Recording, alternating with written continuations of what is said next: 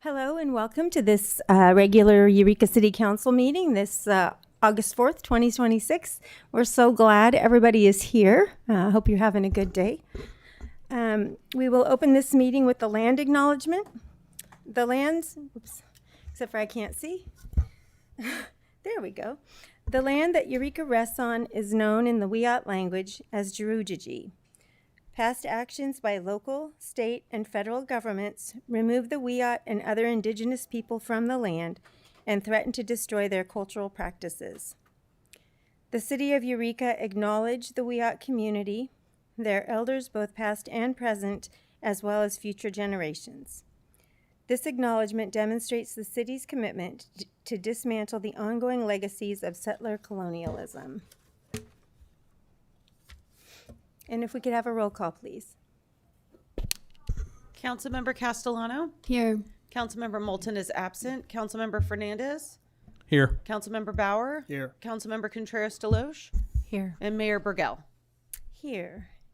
And Pledge of Allegiance. Would anybody, or all who care to, join me in the Pledge of Allegiance? I pledge allegiance to the flag of the United States of America and to the republic for which it stands, one nation, indivisible, with liberty and justice for all. All right. And is there a report out of closed session, City Attorney Black? Mayor, no reportable actions were taken in closed session. Thank you. All right. Well, in my mayor's announcements, I just have two. I wanted to let folks know that we do have opportunities to be on commissions. We are still looking for one person for the Historic Preservation Commission, one for the Finance Advisory Commission, and two for the Board of Appeals Commissions. And then just another mayor's announcement that is really close to my heart is that some of you out here remember Charlie Bean. You may have seen him around town in his wheelchair all over the place. The Burgells love Charlie Bean. But anyway, on, August 14th from 1:30 to 3:30, Charlie Bean is going to be recognized with the Memorial Conference Room for his dedication to independent living, movement, and passion for disability advocacy. And it's at the TCIL office. So for anybody that's interested, you can contact me or you can contact TCIL, but I promise you it's going to be a wonderful thing for an incredible human. Tri-Counties Independent Living. What did I say? TCIL. Yeah. Yeah, thank you. Tri-Counties Independent Living. So there's that. August 14th, 1:30 to 3:30. Okay, and with that, we will go on to present proclamations. And today, I'm going to read it because I want to. This is the City of Eureka proclamation in recognition of United States Coast Guard Month and the City of Eureka's 26th anniversary. You guys want to come up, folks?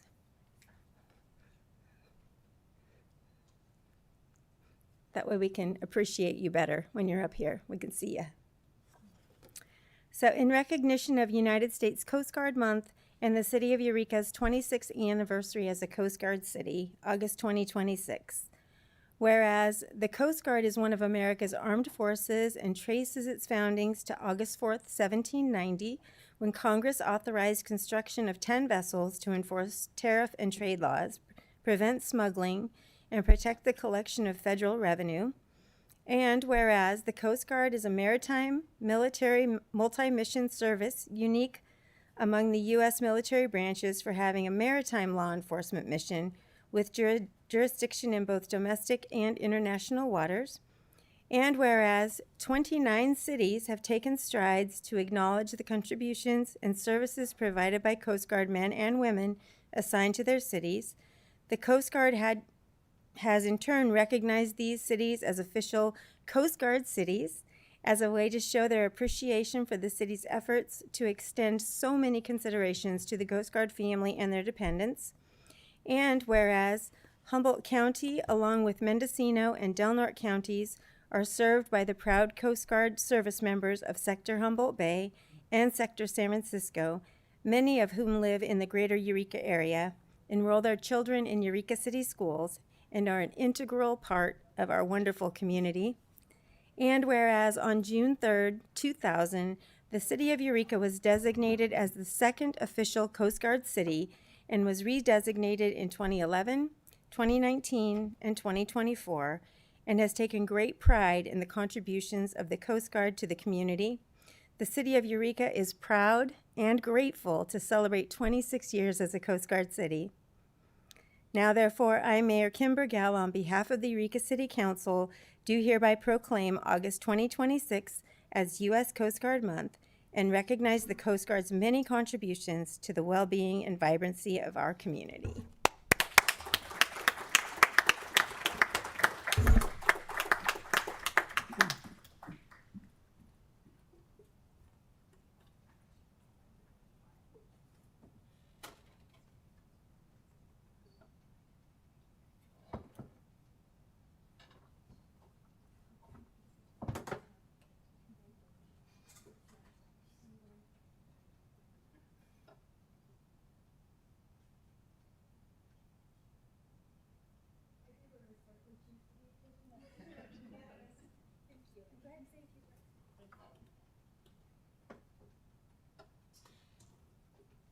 Thank you. I'm here with Command Master Chief Heather Coulter. Microphone?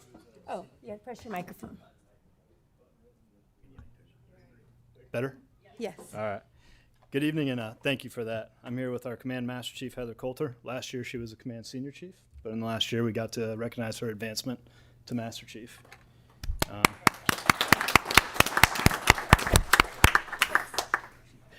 We're proud to be here today and thankful to the city of Eureka, our nation's second oldest Coast Guard city, for honoring the men and women of Coast Guard Sector Humboldt Bay with this proclamation.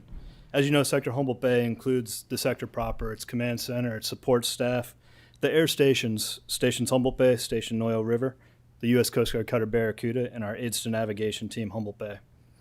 Together we work as a multi-mission force, ensuring the safety of our coastal waters, protecting our environment, and saving lives. As a multi-mission force, our coasties fly the MH-65 helicopter in some of the most challenging conditions, drive surf boats across the treacherous bars, and conduct life-saving missions. Enforce laws, enable maritime commerce by maintaining aids to navigation, and conduct all of the support functions needed to support these operations. In the last year, the women and men of Sector Humboldt Bay have prosecuted 159 search and rescue cases, saved 28 lives, and assisted 198 others. We've saved or assisted over $400 million in property. And in just the last 2 weeks, our air crews have saved a man suffering stroke-like symptoms in the Trinity Alps, performing an extremely skilled one-wheeled landing on a nighttime ridge to medevac him to a hospital. And even closer to Eureka, our crews landed in College Cove to medevac a person who had fallen and sustained injuries to the hospital here in town. Our coasties do not just serve this community. As you said, we're also a part of this community. Coast Guard children attend the local schools, our spouses and partners work in the community, and this is our home. And as members of this community, we know that the city has always had our back, ready to support your coasties if the needs arise. I also want to take a moment and recognize the dedication and sacrifice of our families and loved ones. Their unwavering support allows our coasties to do what they do. And I'd like to take another moment and recognize those who made the ultimate sacrifice in the service of our nation.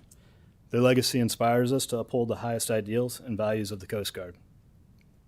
As we celebrate the Coast Guard's 236th birthday, I want to congratulate the people of Eureka and the City Council for 26 years as a Coast Guard city. You provide a safe port during maritime emergencies and are a key partner in search and rescue missions. This proclamation is a testament to the long history and partnership between the city and the Coast Guard. Thank you for your continued support and recognizing August as Coast Guard Month in celebration of the Coast Guard's 236th birthday. And thank you for embracing our service members and their families as your own. Semper Paratus. Thank you. I'm Sarah.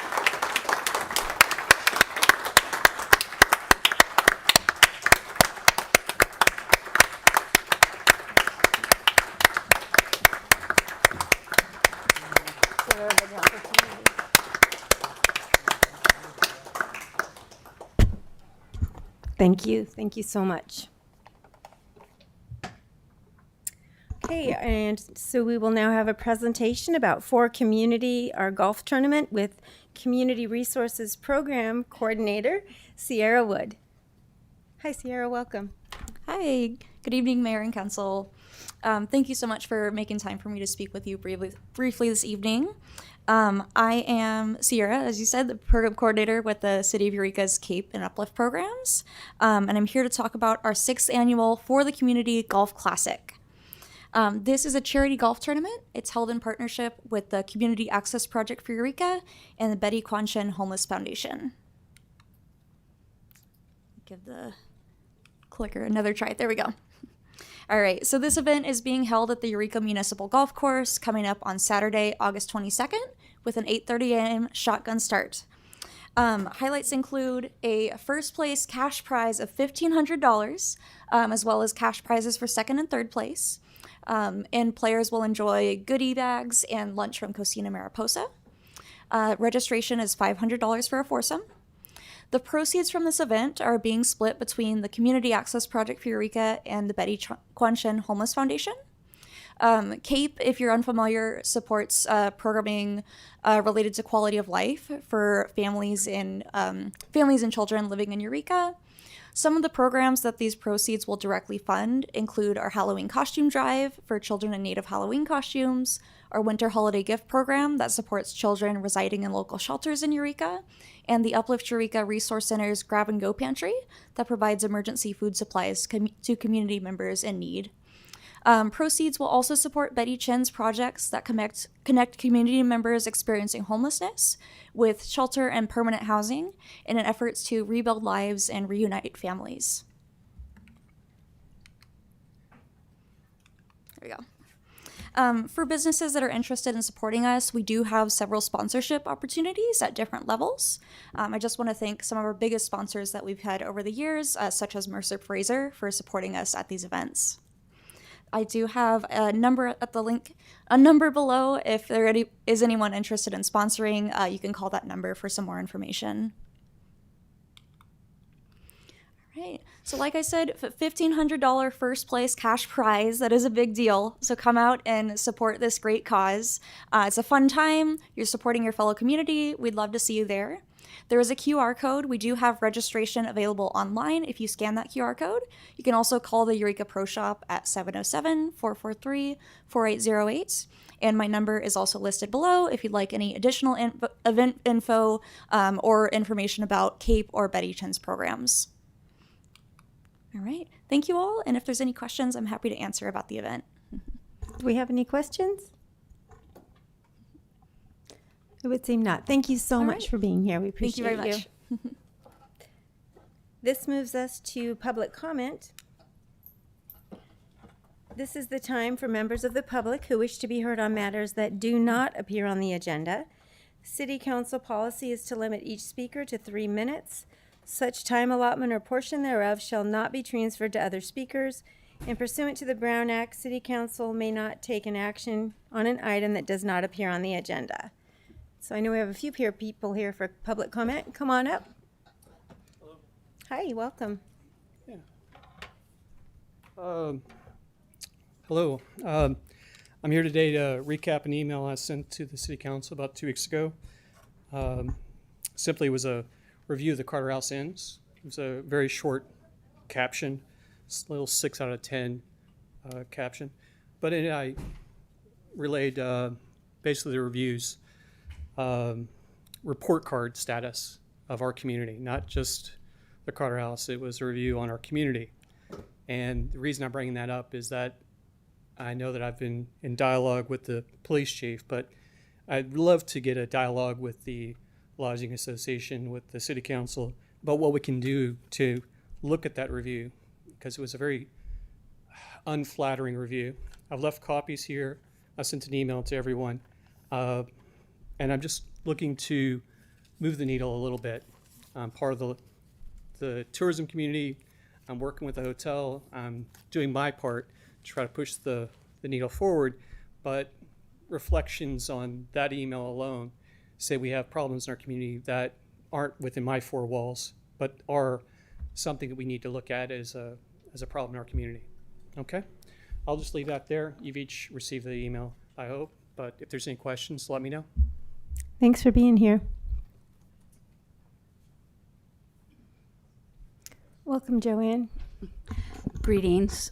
My name's Joanne McGarry. I live in Arcata, but I walk around Eureka a lot, and today was one of those days. And a lot of goods and bads, and it's like any town. And but I do appreciate a lot of the art, that the public art I see around here. I want to talk about three things: animal welfare and climate change, and some actions that we really need to do in regards to climate change. Animal welfare, actually committees. I'm working to try and convince the county that we could benefit by an animal control and welfare commission or advisory council. I was in San Francisco working at the SPCA for 16 years. I lived there for 25 years, but they had an animal control and welfare commission. And I think what's being demonstrated right now is that there is a great need. And I'm not just talking about one rescue organization. I'm talking about stray animals, lost animals, things like animals that get scared by things like fireworks. We need a commission of people, including representatives from the cities, to look into how we can improve. Gandhi said something: you can judge a nation by the greatness of a nation by how it treats its animals. So we can do that county-wide. So that's one thing. My second thing is about climate change, and I know we're in a regional climate action plan being implemented, but we don't have time to wait for somebody to do something. And I just want to share a couple of things that are happening that are quite impressive to me. And one of them is Brighton Green, which is a reusable dishware that is being used in Arcata for the farmers markets now again, and for festivals. And they are reducing the waste that's created at these events. And it is a climate changing action to take. And I would love for Friday night markets and other events in Eureka to really look at things like that to reduce the waste. It's energy consuming to produce single use. And anything we can do to reduce that would be wonderful. The other thing that is really alarming to me, to be honest with you, is the number of drive-throughs in Eureka. And I know Arcata has some too, but idling your car is really harmful to the environment. And I know New York City actually has a penalty for you if you idle your car too long. And they've actually gained a lot of income charging people with idling their cars. And I really do think we need to do really drastic things to change the way we behave that's impacting our climate. Thank you. Thank you, Joanne. Come on up. Welcome.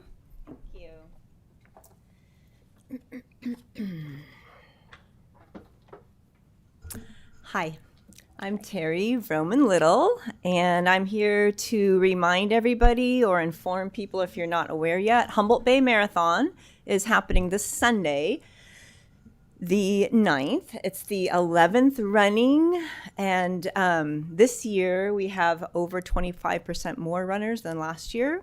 We offer a full marathon, 26.2 miles. We offer a half marathon, only 13.1. And as of last year, we were able to now start offering a 5K again. Our marathon is a Boston qualifier. We have a significantly high percentage of people who come to run with us who do qualify for Boston. We also support slow AF runners, so we have a generous cutoff time, so not everybody's here to run fast, they just want to run. And thanks to the Bay Trail being open, people are coming from all over the place to run with us. So 125 marathoners, 191 half marathoners, and then about 65 Kers. We have students, high school runners, who get a discount for the half marathon. Ideally, that's their first one, and they'll get hooked on it or realize how hard it is and drop down to 5K.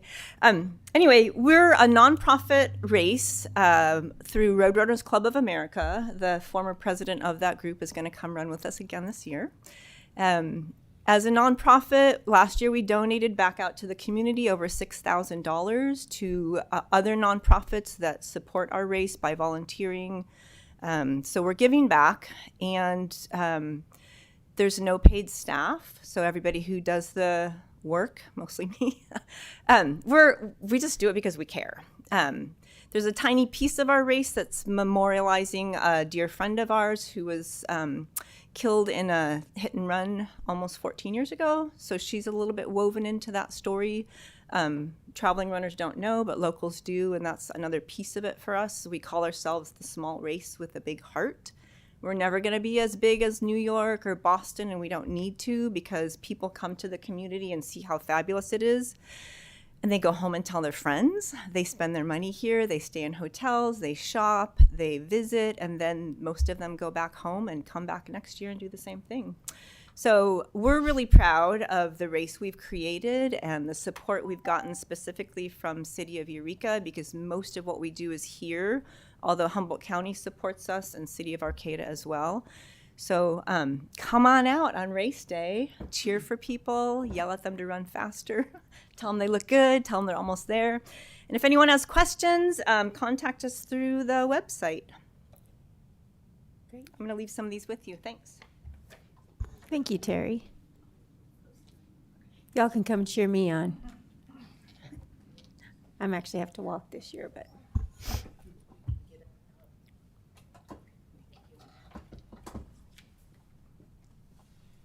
Hello, welcome.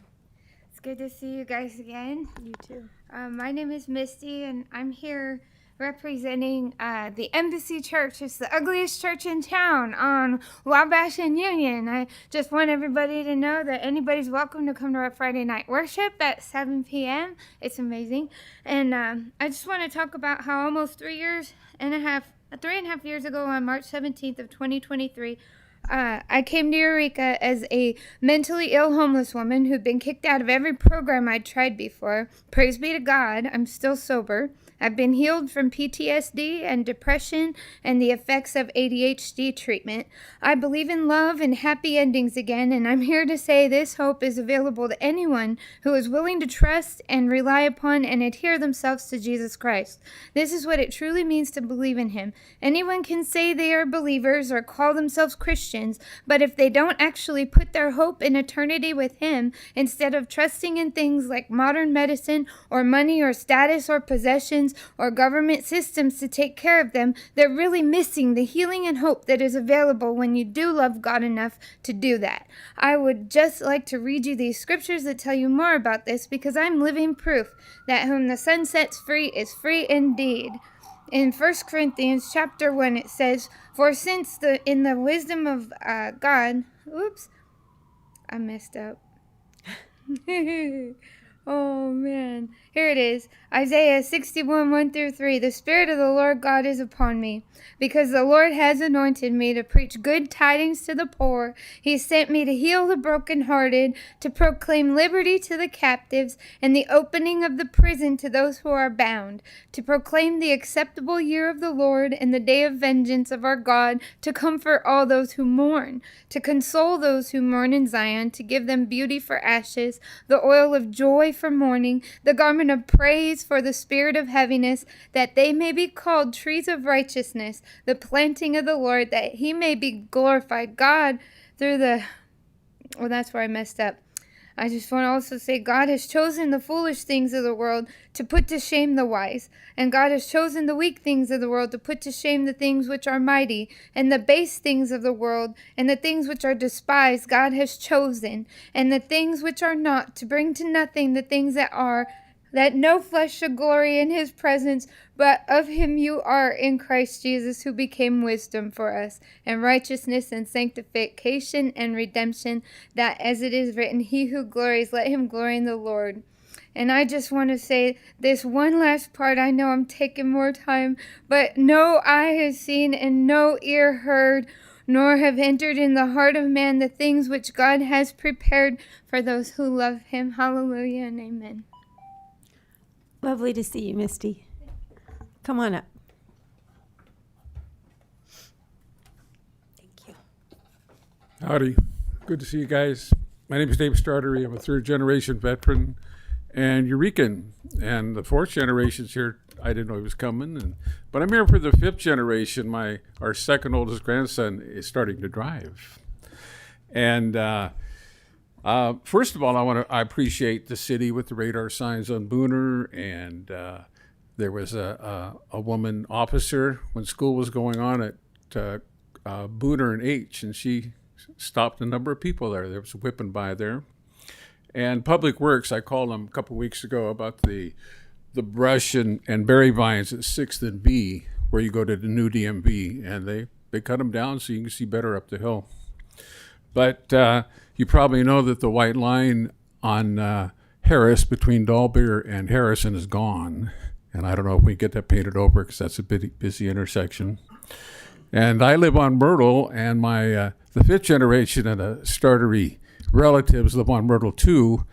And between 7th and Myrtle and Harrison, nobody does 30. And you got a new building going up there. I don't know what's going to open, but it's going to be more deliveries and stuff there. So I don't know if they can do something about that. And I talked to Public Works about tree branch in front of the 30-mile-an-hour zone when you come into Eureka on Myrtle, and the trees that hang down before you get to Harrison heading east, and at 14th and California going west. But they're all public property, and if the people that own those properties don't do it, it can't be done. But with my second oldest grandson getting his permit and driving some, and the Coast Guard people that are here, some want to stay here longer. They put in for extensions. But we want the roads to be safer for them. We want to be able to cross Park Street to go to Lafayette School safely. We want their family to shop and not to get ran over.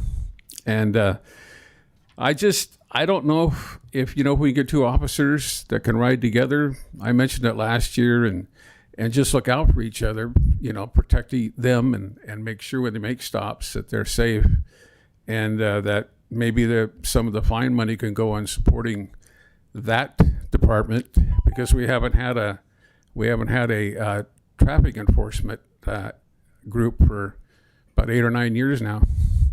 But thank you for your time, and I'll be back. Nice to see you. Well, hello and welcome, Mr. Benson. Thank you, Madam Mayor and Council, for this opportunity to speak to you.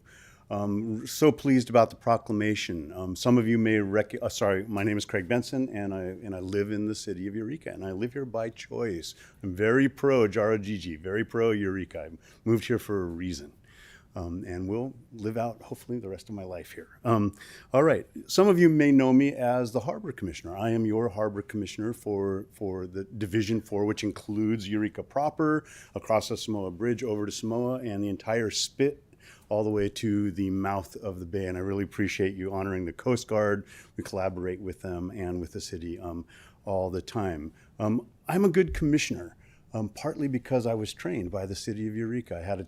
I learned a lot about leadership in serving for the city of Eureka, 10 years on Open Space, Parks and Recreation, and 4 years on the Planning Commission. So thank you for those opportunities for my personal growth and ability to serve the city. I'm not here about any of those things. I take off all those hats. I am here. Some of you may know that I also have a hobby, a non-professional hobby in the theater. So I'm here tonight to speak about a play called The Minutes that will be happening at 5th and D Theater, which is now the home of Redwood Curtain Theater and NCRT. 2 theater companies coexist in that place. And I've also brought the cast of The Minutes. If you'll just stand up. Briefly. And we are doing research at this moment, watching you. The Minutes is about a city council. In fact, the set is based on this chamber, and it's a very interesting farce about a city council meeting. It's funny, yes, it's funny, and the interesting and dedicated people that serve on city councils. The characters will be very recognizable to people who go to city council meetings from Blue Lake to Arcata to the city of Eureka. It also suddenly becomes a murder mystery. One of the council members is gone. This council member is sort of a whistleblower. So suddenly a new member is trying to find out what happened to the lost minutes. And it becomes it becomes a political drama when it's learned that very unlike the city of Eureka, the first city in the United States to do land back to indigenous people, the fictional town of Big Cherry for this city council has really suppressed and really had a colonial settler suppression of the real truth about indigenous people. And so it becomes a political drama by the end, very germane to where we live on Wiggy and the land of Wiyot people. Your 3 So- minutes are up. Thank All you, right, Mr. thank you. Benson. This sounds exciting. For clarity, the farce is about the play, right? Okay. And I met the mayor. He's lovely. He's lovely. He's lovely. All right. Is there anyone else in the audience who would like to speak during open public comment? Seeing none, do you see anyone on Zoom? I see no one on Zoom. Okay, so we're going to close the open public comment and bring it to council reports, and we're going to start with Councilmember Castellano. Okay, let's see. Since the last council meeting, I attended a presentation on the San Francisco New Deal, which is a kind of a program that supports small and emerging businesses in San Francisco, food security, and a number of other things. I attended Disability Pride as part of Get Out and Play Day. I attended and performed at a Food for People fundraiser, and I attended the Eureka Main Street meeting. Thank you. Councilmember Fernandez? Thank you, Mayor. I was not here for the last council meeting. I had other issues I needed to take care of. But that being said, before that, in mid-July, I had attended the National Association for Latino Elected Officials, their annual conference in LA. Little different than the Policy Institute that was in Bentonville in Arkansas a few weeks before that. But again, everything that this organization offers is really about what it is we can do as elected leaders. So that's been a fantastic learning experience. And one thing, taking away at least from this annual conference is the conversations about housing. Even with all the problems that we have throughout the state of California, just what you hear from folks in other states and what you hear from folks in other municipalities compared to Eureka, we're doing it really well just for everything that we focused on since we declared our shelter emergency back in 2019. We're doing exceptionally well. I'm sorry, what was the date? 2016. So yeah, even before I moved here. So just know that the pursuit that we have in building housing and getting people housed, that housing first mentality is something that we're doing very well for our small town of 27,000 and some change. And then earlier today, I signed on to a letter that's being circulated by Queer Humboldt supporting trans youth in their gender affirming care. So that's all I have for my report. Thank you. Councilmember Bauer. Thank you. Yeah, lots of meetings like everybody else, and enjoying the summer. I hope everybody's been going to Friday Night Market and Get Out and Play. I actually got to attend Bembo Inn had their 100th anniversary, which is, if you're into history and historical structures, amazing place. Go check it out. Fun to see that place turn 100. And I wanted to, I had a Redwood Coast Energy Authority meeting recently, and I just wanted to let people know we have the Northern Rural Energy Network. RCEA oversees this multi-million-dollar program, and it basically provides citizens, everybody, to get some really good rebates on high energy efficiency appliances, heat pumps, just given the state of how much energy costs these days, and had someone talk about climate change. So check out the website and see if there's something that you might be able to do to reduce your energy costs and help the climate. So check it out. And I think that's it. Thanks. Thank you. Councilmember Contreras Deloche. Yeah, so I think probably the big standout opportunity that the mayor got to attend as well, and probably we'll get to talk about more detail, was a large food donation that came from LDS Charities. We got to attend that. at Food for People. It was such an enormous shipment of food that Carly at Food for People said it'll last for about 2 to 3 months. So it literally went from one end of the block to the other.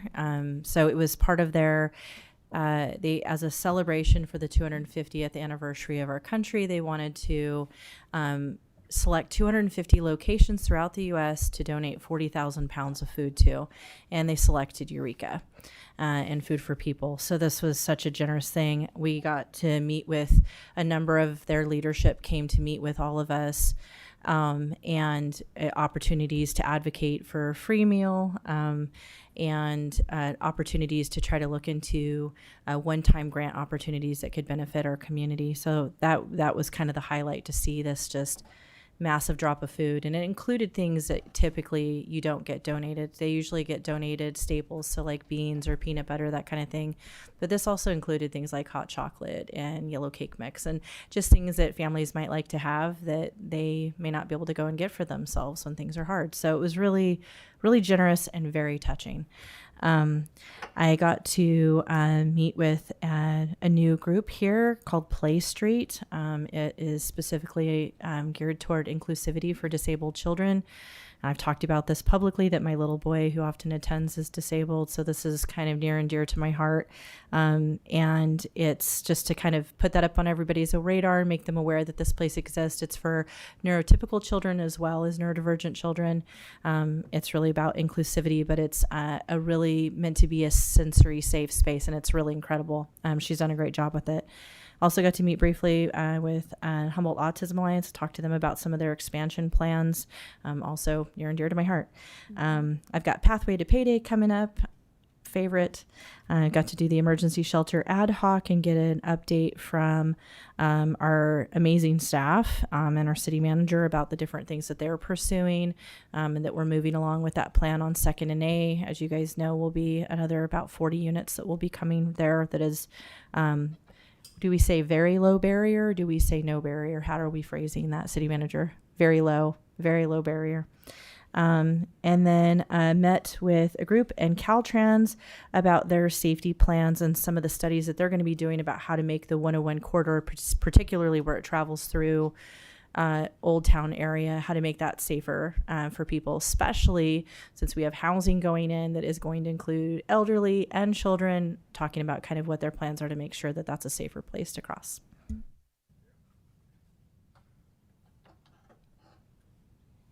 That's it? Yeah. Did you try the salsa? Oh, yeah, that's right. They told us that they did. They generously told us we could go break open a box and steal some salsa for us to try, because the salsa is really good. I did not. Did you? No, I didn't feel right about it. No, I didn't either. Yeah. All right.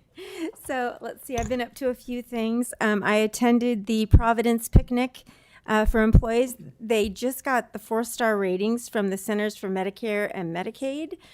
So that was a really nice afternoon out there behind in the Sisters Garden with Rex Bone and Dave Tyson cooking burgers and veggie burgers and hot dogs and all the things. And it was so great to run into people that I don't get to see anymore, like from Paso a Paso and the Blue Dot program and just some different people like that. I did one of my favorite things, you guys. I got to show around. So Gary on the Go show is a show that's in Sacramento, and he came to Eureka to see Eureka and to like experience Eureka. And so I got to meet him at the zoo in the morning of the Friday that he was here. And we went to the zoo, and he talked to Kate Baldwin, who's amazing at the zoo. And then we went to Ramon's and had coffee, and I introduced him to Virginia Bass, who is an incredible member of our community and so much service for our community.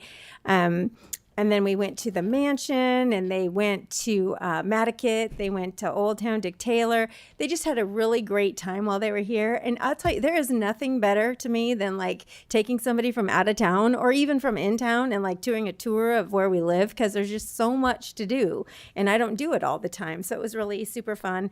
That was through the Lodging Alliance. They brought him up here to do a video. So that was really great. And I'm not sure, it should be available pretty soon. I'll let you know when it's available. I went to, his name is Gary Gelfand, he worked on one of the news channels, Fox News, but he doesn't work, it's an affiliate. So just so you know. And then I did go to Get Out and Play Day, and I got to be the kite person. So I got to do kites with the little kids. Oh my gosh, so fun. Those kids are, the energy is just incredible. And then after that, went to the Disability Pride. I did not buy a painting from Ruben this year, which I was very proud of myself. But I did do speed friending. And I don't know if you've ever done speed friending. I guess it's like speed dating, which I can't even imagine. But where you go around, you meet different people and see like what you have in common. And it was really great because every person that I talked to, like the one thing that we all had in common is we didn't like mean people. I thought that's pretty cool. I like that idea. And then, of course, I had a race with Michelle Whiteley, the president of Positivity, on the slip and slide. And don't listen to her. I won. I win every year. But anyway, that's always a fire department thing, and we just enjoy that so much. And then I went to the Annie B. Garden for the celebration of life for Bill Peer. And Bill Peer was an awesome, awesome person that lived in Eureka, and he was dedicated to the Annie B. Garden and to our community. And they dedicated a bench to him there, so that was really neat. I went to Unity Day. So see, I told you I've done a few things. So Unity Day, just so you know, is a service fair that happens in front of Free Meal, St. Vincent de Paul, and it's where a lot of the services that people can access for housing, for recovery, for food, mental health, it's like this big service fair. And so you can go down there, you can walk around, and you can connect with the resources that you might need, food services, those kinds of different things. And then it's also a great thing for the providers because they get the opportunity to meet each other and connect and collaborate. So it's a really beautiful thing. It happens the last Wednesday of the month. This was the big one. So the police department, Sergeant Ross and Revang were out there cooking hamburgers, or no, it wasn't hamburgers, excuse me. It was tri-tip. They were cooking tri-tip for everybody. So that was a really great time. Always so fun to be down there. I too went to Food for People, not knowing that they were donating all that food. I thought that it was just, we were going to pitch Free Meal to get a grant. And so it was really a beautiful thing to be down there. And I really want to appreciate the LDS Church for the dedication and the donation there. Especially Eileen was the one that brought that forward. And, she certainly is a blessing to our community. I was a judge at Wolfstock. I got to kiss a bulldog. Oh my God, they're so slimy. You guys are so slimy. Oh, yeah, it was a good time was had by all, promise. But I was a judge with Supervisor Arroyo, past Mayor Nancy Fleming, and then Leonard, who was a member of the board there. I went to Pack Out Green Team at Truesdale, and again, I'm just going to give a quick pitch for that because if you've never been, awesome people, great time. You spend an hour, you do a cleanup, you meet people, you have a good time. I attended the F Street Block Party, did a little dancing, watched a little bubble blowing, the whole thing. It was awesome. Attended Thursday night concerts, Friday night markets, Arts Alive, and probably a few other things just because, you know what, being with our community is the bomb. It's like the best thing to do. It's so fun, and I just appreciate that about us. So anytime we can get it together, I think when we get together that way, it helps us to get along better when we have to solve problems. So show up. Friday night markets is happening. Oh, Thursday night concert, Friday night market. Anyway, I'd love to see you out. So with that, I've talked long enough. We're going to move to public hearings. This is the appeal of the 1627 Pine Street with senior planner Lo Hefner. And sorry, Mayor, I do need to recuse myself from this as I live within 500 feet of the location. Thank you. We'll come get you when we're done.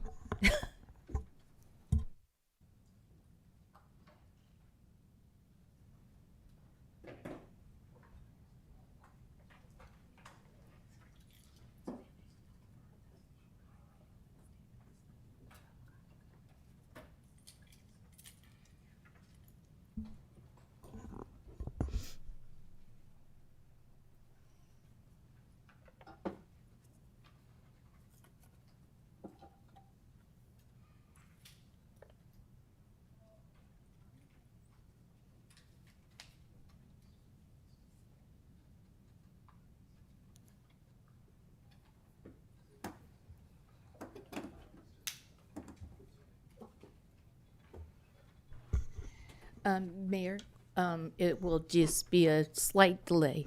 Okay.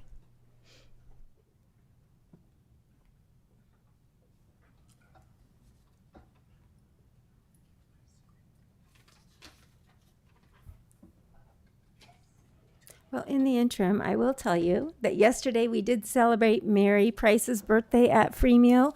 She's worked at Free Meal for over 20 years, serving food and cooking food for people. Incredible.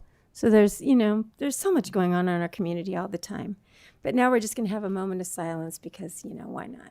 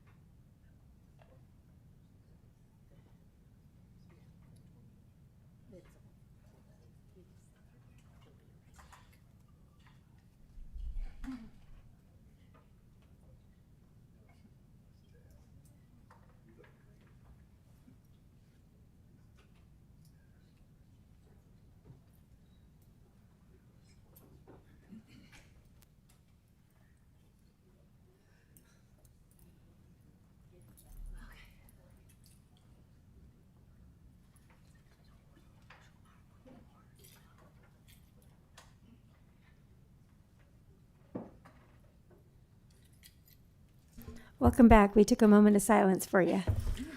Sorry about that. The No one worries. form I forgot.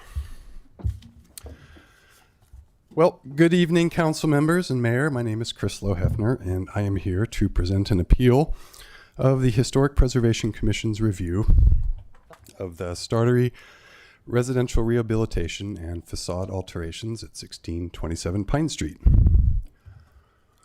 And just a quick summary of what this appeal is for. In January 25, William Startery, the owner of the property, made unpermitted alterations to the historic home and was subsequently required to apply for an after-the-fact permit for Historic Preservation Commission review. On June 3rd of 2026, the commission considered the after-the-fact permit and conditionally approved the project, adding condition C to remove non-historic hardy lap siding and replace with wood siding, and condition D to reestablish windows in historic window openings that were removed or infilled. On June 5th, 2 days later, the owner appealed the commission's decision, specifically objecting to the added conditions C and D.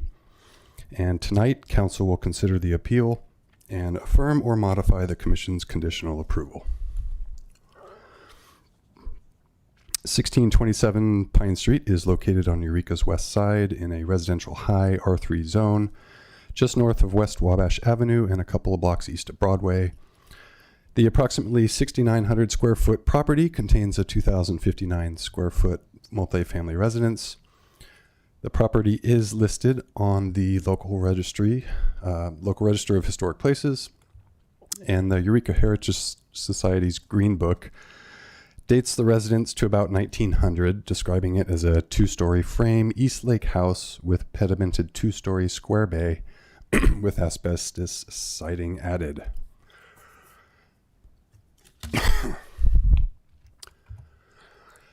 The Sanborn fire insurance map from 1900 confirms that the residence location and footprint on the parcel have remained unchanged for the last 120 plus years, and records from the Humboldt County Assessor's Office indicate that the residence was converted into a 2-unit multifamily dwelling in 1961. In December of 2024, the owner purchased the property at foreclosure, and as you can see from the photo, the house was generally in a deteriorated state. In January 2025, a code enforcement case was opened for construction without permits, which required the owner to apply for a building permit. And the owner was subsequently granted a like-for-like building permit limited to roofing replacement, 200 square feet of siding replacement and window glass replacement. The permit was not referred to the commission because the work was reported to be conducted on a like-for-like basis. Later that year, in August 2025, the owner applied to subdivide the property into 3 small lots. And after a site visit, staff determined that the exterior work to the residence far exceeded the scope of work for the like-for-like building permit. And in September of 2025, an additional code case was opened for construction without benefit of permits. Since the alterations to the exterior of the residence were not done on a like-for-like basis, the owner was required to apply for an after-the-fact historic preservation review, which he did in October 2025. Staff documented extensive alterations on all 4 sides of the building, and since each of the facades is visible from a streetscape, all of the exterior alterations fall under the Historic Preservation Commission's review authority.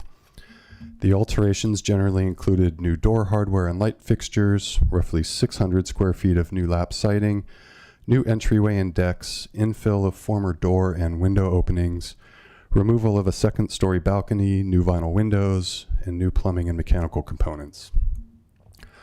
The majority and the most significant of the alterations occurred on the rear portion of the building, with only a minor set of alterations on the front. And on June 3rd, 2026, staff presented the project to the commission. So given the range of alterations on the residence, the slides that follow are organized by facade and compare previously documented conditions with the new alterations. And I'm generally just going to highlight the more significant alterations. Then after we take questions and public comment, we can always pull the slides back up and go through the alterations in more detail if that's helpful. So the front of the building here, the west elevation along Pine Street, had only minor alterations, including new door hardware and a replacement light fixture near the front door. On the north interior lot line facade, alterations were limited to the rear of the building and included plumbing additions and removal of deteriorated wood siding and replacement with hardy lap siding. The rear alley facade received more significant alterations. The former second-story balcony door and windows, the former second-story balcony door and windows have been removed and replaced by a single window at the center of the gable. On the lower level, prior window and door locations have been consolidated into a single rear door with numerous prior window openings infilled. The rear porch has been replaced by a small wood landing and steps serving the rear door, and the redwood siding throughout was removed and replaced with new hardy lap siding. On the Church Street facade, the south-facing elevation here, the front portion alterations were limited to the addition of mechanical vents and window glass replacement. On the rear portion, a new exterior light was installed above the alcove doorway, and redwood siding throughout was removed and replaced with new hardy lap siding. Several prior window and door assemblies have been removed, modified, or infilled, including conversion of a former window to a doorway with a small deck, replacement of a wood sash window with a vinyl unit, and enclosure of other historic or prior openings with new siding. So for properties listed on the local register, any proposed replacement or alterations must be evaluated on its effect on the historical character of the affected structure as it relates to the streetscape. As provided in Eureka Municipal Code Chapter 157, the Commission has adopted the Secretary of Interior standards for the treatment of historic properties to support their historic preservation responsibilities. Of the 4 broad treatment approaches for historic properties, rehabilitation is the most appropriate standard in this case, which involves repair and minor alterations to support continued residential use while preserving historic character. As described in the staff report, there are 10 standards to consider when evaluating the project, and staff were able to make findings of consistency for 5 of those standards. But due to the extent of alterations, Commission interpretation was required for the remaining 5 standards. For reference, the Secretary of Interior standards for rehabilitation are summarized here. The bolded standards are those which the Commission reviewed at their June 3rd hearing, which were the ones that staff could not make. So standard 2, the historic character of a property will be retained and preserved. The removal of distinctive materials or alteration of features, spaces, and spatial relationships that characterize a property will be avoided. Standard 4, changes to a property that have acquired historical significance in their own right will be retained and preserved. Standard 5, distinctive materials, features, finishes, and construction techniques or examples of craftsmanship that characterize a property will be preserved. Standard 6, deteriorated historic features that will be repaired rather than replaced. Where the severity of deterioration requires replacement of a distinctive feature, the new feature will match the old in design, color, texture, and where possible, materials. Replacement of missing features shall be substantiated by documentary, physical, or pictorial evidence. And finally, Standard 9, new additions, exterior alterations, or related new construction will not destroy historic materials, features, and spatial relationships that characterize the property. The new work shall be compatible with the historic materials, features, size, scale and proportion, and massing to protect the integrity of the property and its environment. And I know these are wordy, but staff has also provided the council with a handout that cites these standards in full in case you need some assistance making potential findings later on. So at the June 3rd hearing, the commission determined that the front portion of the residence had undergone less significant alterations and focused their discussion on the alterations to the rear portion. The commission ultimately approved the project with conditions rather than accepting the full suite of alterations or denying the project outright. They added condition C, which requires the owner to remove non-historic hardy lap siding installed in locations where historic wood siding existed and replace it with wood siding matching the historic material, dimensions, and profile on a like-for-like basis. They also added condition D, which requires the owner to reestablish windows in historic window openings that were removed or infilled as part of the unpermitted work so that the original number and location of openings is restored. The commission found that the project included alterations that impaired character-defining features, including replacement of wood siding and removal or infill of exterior openings, which exceeded the like-for-like building permit. But as conditioned, the project does not cause a substantial adverse change in the significance of the historic resource and is therefore consistent with the Secretary of the Interior standards. So while removal of window openings is a somewhat obvious alteration, I just want to take a moment to provide some context to the siding details. The yellow highlight here shows the historic redwood siding with a tongue and groove pattern and a roughly 4 to 5 inch vertical profile. The red highlight shows the new hardy siding with overlapping panels and a roughly 10 to 12 inch vertical profile and is a fiber cement board rather than wood material. While nuanced, these are the types of materials that the commission had to consider as they made their findings. The commission's decision did also allow for some of the unpermitted alterations to remain, including new door hardware, light fixtures, mechanical and plumbing components, 2 vinyl windows, new side and rear porches, and the removal of the upper floor balcony and door. The conditional approval also requires the owner to submit building plans for any future alterations, whether those are conditioned by the commission or added by the council. And as stated, the owner has appealed conditions C and D specifically. So tonight, staff recommends that the council consider the appeal and make the required findings to affirm or modify the commission's action. Staff also recommends that the council retain conditions A, B, and E from the commission's original resolution, which requires outdoor lighting to be dark sky compliant, that the applicant follow all directives of the decision, and that future exterior alterations return to the commission instead of the council for review prior to construction. There are a couple of implications to keep in mind as council determines whether to affirm or modify the commission's decision. If the decision is affirmed, the existing conditional approval remains in effect.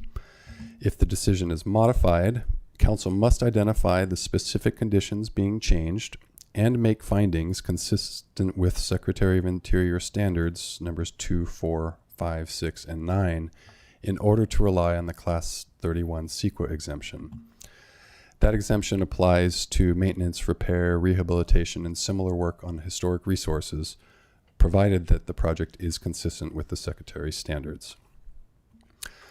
So with that, I'll say thank you, and the applicant and myself are available for questions. And I do have 2 suggested motions drafted for you once we get to that point, one to affirm and one to modify the commission's action. Thank you. Councilmember Contreras-Deloche?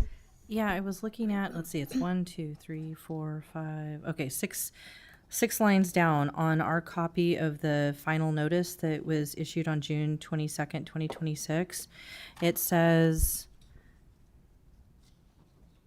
the inspection revealed numerous alterations to the structure, including but not limited to the construction of an additional dwelling unit. Yes, that's accurate. As after the commission's meeting, staff did a site visit to kind of assess the full suite of alterations because it was obvious that there were interior improvements that had been made as well. And there was a 3rd unit in the rear of the building that had been established. We were told at the commission meeting that that was a planned improvement, but when we were on site, it had already been.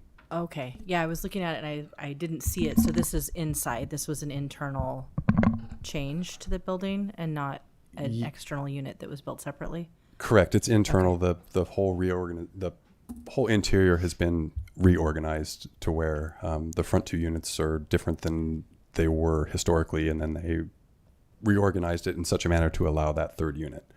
But that none of the has been permitted, and that 3rd unit has not been issued a certificate of occupancy yet. I have other questions, but if there were, go ahead. Okay. I know that sometimes it sounds like in the Green Book, it documented that there were asbestos shingles or asbestos siding on the house originally before they started working on it. From what we could tell, that was a pretty standard addition in the 50s. And so that was, I think this Green Book came out the studies came out in the 70s. So that was just a recognition that that change had happened. Yeah, I was curious if we know what the picture looks awful. So I was curious if we know what the condition was. I know asbestos, because there are some in my neighborhood too. When it's compromised like that, it really accelerates the rot of the wood underneath. So I'm curious, do we know if we're saying they needed to preserve the wood, I'm wondering what was the condition of the wood underneath? Well, so the front portion of the home is the only area that has the asbestos siding, and the rear portion had the redwood tongue and groove siding. And so they didn't replace any of the asbestos, and the redwood siding wasn't really implicated in that asbestos element. The rear portion of the house was the only one that got the new siding. Okay, so it's because of the spot that you showed us right there that had the redwood siding on it, and that's where they put the hardy plank. That's the only spot where it's at. That whole, let's see if we can come up with a good. So that whole rear portion. Which whole rear portion? So the little tiny little one, or the kind of second? Yeah. So if you divide it in half, the right half of that house essentially got new hardy siding, and the front. That much of it. Yeah, and then the front, well, yeah, more or less. And the front part of it has the asbestos. Do we know? Is there? I was looking through this. I didn't see it. Is there an estimate on like how much they think that would cost for the owners to remove that and go with redwood instead? On the asbestos, or no? I'm sorry. Because aren't they requesting that they remove the hardy plank and replace it with redwood siding? That's the condition from. That's the request. But we haven't seen cost estimates for that. Okay.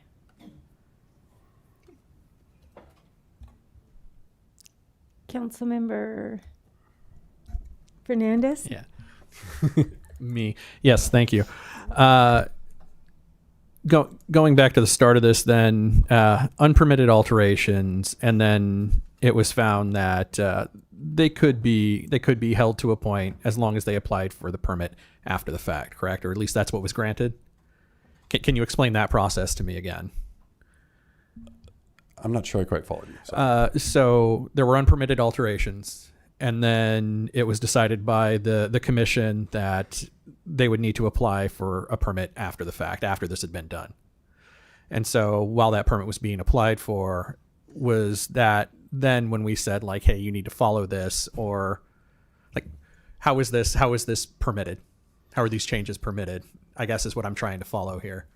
So the changes based on the commission's decision have been partly approved. Some of the door hardware and lighting and so forth was approved, but then the siding and the reestablishment of windows was approved on the condition that they go back to the way it was prior to the unpermitted work. Okay, so it was kind of being done like we're permitting this, but we're still needing to review it, and in the meantime, okay. Hi, Deputy Director Caitlin Castellano. So what Chris is trying to say is they originally had gotten a stop work order because they were doing work without permits. Okay. They were told to come get a permit. So then they came in and applied for a building permit. They got an over-the-counter like-for-like building permit, and we moved on, right? We thought it was like-for-like. Then they applied for a small lot subdivision, and then Chris was the assigned planner. And then when Chris went out there to just do a site visit, kick the dirt before you kick off a project, he had noticed that there was substantial changes. And then so from that, we opened another code enforcement case and said, hey, stop doing all the work. You need to get approval from the Historic Preservation Commission. And so then they applied for the after the fact. Here we are, the commission, they exceeded their over-the-counter authorization. So the commission had the conditions to return some of it back to what it was before. And then now they're appealing that. So after this, then they would need to get building permits still. So there's no building, well, there's the one building permit, but it exceeded it, and it was only for exterior changes. So now they're going to need full as-builts for the after-the-fact permitting of inside and outside, as well as the building permit needs to address the conditions unless you remove it. And then they still need to do more work to it to meet the building code. So there's still going to need to be changes to the porches. Hopefully with life safety things inside, hopefully they don't have to do any more changes to the exterior, but maybe they do. Maybe they have to add a window back in. We're not quite sure yet. So they're going to get through this process of the appeal, and then they'll have to apply for that building permit and really think about what they're doing here and what else they need to do, because still, if they make any more changes, which we did see that there was a new light that already went, or a railing that went up after the commission. So things are still kind of happening, and we really need them to stop. And then we really need to get a handle on what is their direction moving forward. And that's why we're here now. So there's still a long road ahead of everyone to get through this process. Okay, thank you. That is helpful. Thank you. And then I'm curious because I think, can you take me back to when you said that this property was purchased? What was the date?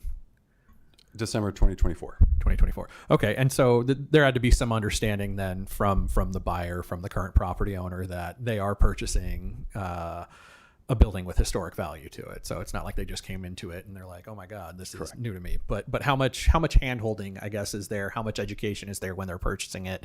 Or is it between the buyer and the seller at that point? Is there any outreach from the commission, that type of situation? It is a disclosure point that is supposed to be told to prospective buyers. And we are also working to try and go for it. So typically the historic register agreement is on your title report. So it should be on your title report. We have heard, though, that there might have been issues with some of it getting in the title report. So we're looking into that now. But every single property should have it on their title report. And we are trying to come up with some new checks and balances to get the word out more. We're brainstorming things to do. Like, we want to create a form that applicants will sign under the building permit, acknowledging that they understand what like for like means, like materials, dimension, location, everything. We're also looking at ways, we have to do more research legally, but if we can get a disclosure when it sells, so not depending on the title report, like actually have a sheet in the closing documents, to put it right in their face. So we are brainstorming ways to try to make sure that's known. But realtors call us all the time and ask about it too. So Okay, thank you for that. And then just talking about the legal points of it, even looking at our own municipal code here, I go to the definitions and I'm looking at, how we're defining character. We've got historic fabric in there and we've got preservation in there. And really the one that stands out to me is the one about historic fabric, which the first one saying with regard to historic building means the particular materials, ornamentation, architectural features, etc. And so I know you had touched on the point that this is kind of nuanced when you're talking about the hardy lap siding versus redwood. I'm not that familiar myself with building materials beyond that, but when we're talking about like for like, we're talking about it has to be replaced with redwood then. It couldn't be something that is instead similar size and look. It would have to be redwood. Generally speaking, that's the default. However, it's not always the case. There have been instances where hardy siding has been approved, but you can order hardy siding in all sorts of different profiles. They make a tongue and groove style. And I think one of the points the commissioners made was that had this come to the commission prior to it being, prior to the alterations taking effect, they could have offered some advice on how to make some of those profiles and some of the fabric match the existing historic elements. Okay. Because that's what I'm trying to understand with this is when the commission's saying that the project is approved with, I think it was C and D, then if we're talking about removing the hardy lap siding, they're saying remove it and replace it with redwood, not remove it and replace it with hardy lap that may look similar.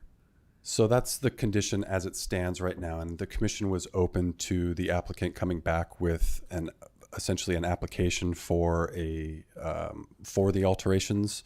And so rather than just going right back to reverting to redwood siding, the applicant could submit saying, well, I would like to do hardy siding that matches the profile, it's tongue and groove or whatever he wants to make the argument for. And put that to the commission to see if they would accept that. And so is that a modification that we could then make tonight then, is saying that doesn't necessarily need to be redwood as long as it matches the look and the feel? Sure. Okay. And then could you give me a bit more on how the commission came to the notion of reestablishing the historic window openings? Is it just that the windows have disappeared and that they want those windows to be back? Is it more of a feature design? What was their thought process in that? It kind of got broken up. The upper story windows and door and balcony. There was some question about the historical character of those and whether those were true to the building, and so they kind of let that window get approved, and those are, I think there was preference to just have the openings restored because it created the historical look that was seen on Google Maps, that was seen from the historical photo here. And how many openings is that? It's 1, 2, 3, 4, 5, 6, 7, 8. Okay. That's all I have. Thank you. Any further? Councilmember Contreras-Deloach? I just need to ask a point of clarification. Are you saying there's 8 less windows, or you're saying there's 8 that's been changed? There are 8 less windows now. Depending on how you interpret it, there's a 3 vertical assembly here on the lower right-hand corner. That's maybe just one window, and then one right around the corner from that was kind of a double window. So yeah, I remember the 2 little ones that kind of flanked another one that was up on that upper floor. But if you go, let's see, right. So you can see the number of windows that have been removed. Okay, so we're talking about this little back area here. And then also on the side alcove here, there was a window. The 2 far right boxes were a window and a door. Going back to the kind of history on this house, usually they don't have these additional little box add-ons. Were all of these the original house, or some of these were additions at different points? We were curious about that too, and we looked at Doesn't that look right. Sanborn fire insurance map and this exact footprint and location of the residence was in the 1900 map, so it has They not built changed. it that way to begin with. Yep. It does look weird, right? It's unusual. That was partially why staff was having a hard time making Yeah, all of it the looks like findings. what people. It looks like kind of what happened with my house or other houses that were built, 100 plus years ago, and they just kind of somebody did this in the 40s, somebody did that in the 60s. So interesting. Okay. Councilmember Bauer, excuse me. So I appreciate the comment. I had a similar issue. Like, could we use, if the Hardy siding looked just like the redwood and it fit the pattern and feel and all that, like whatever, right? It's painted, you don't know it's redwood.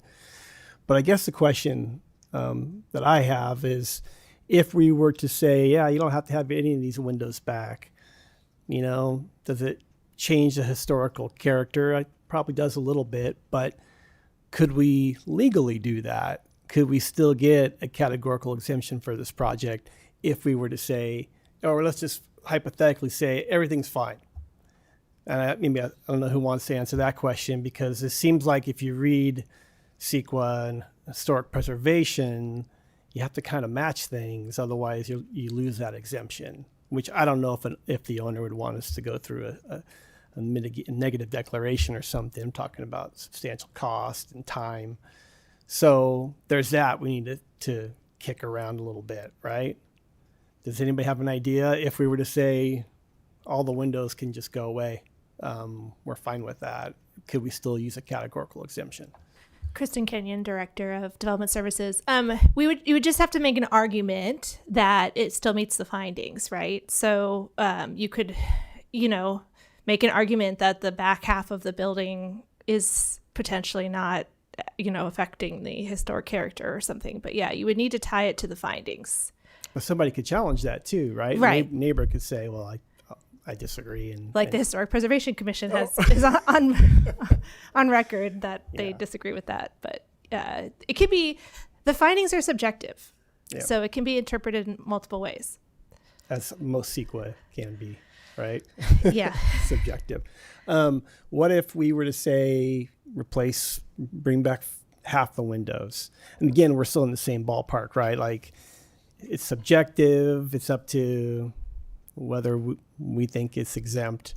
I'm just trying to, I understand, 8 windows is a lot of money, and whether that affects the historical character of this building, which I think we all appreciate in our community. That's, we have Victorians, we have all these amazing structures, and we don't want to upset that, but recognizing our need for housing and taking a dilapidated structure and restoring it, we all appreciate, but I just have those kind of, concerns. Like, how far do we go? And I'd be curious to the historic, to the committee, what their feelings are about this, We have a representative of the Historic Preservation Commission who I think is going to talk during public comment. Okay, thank you.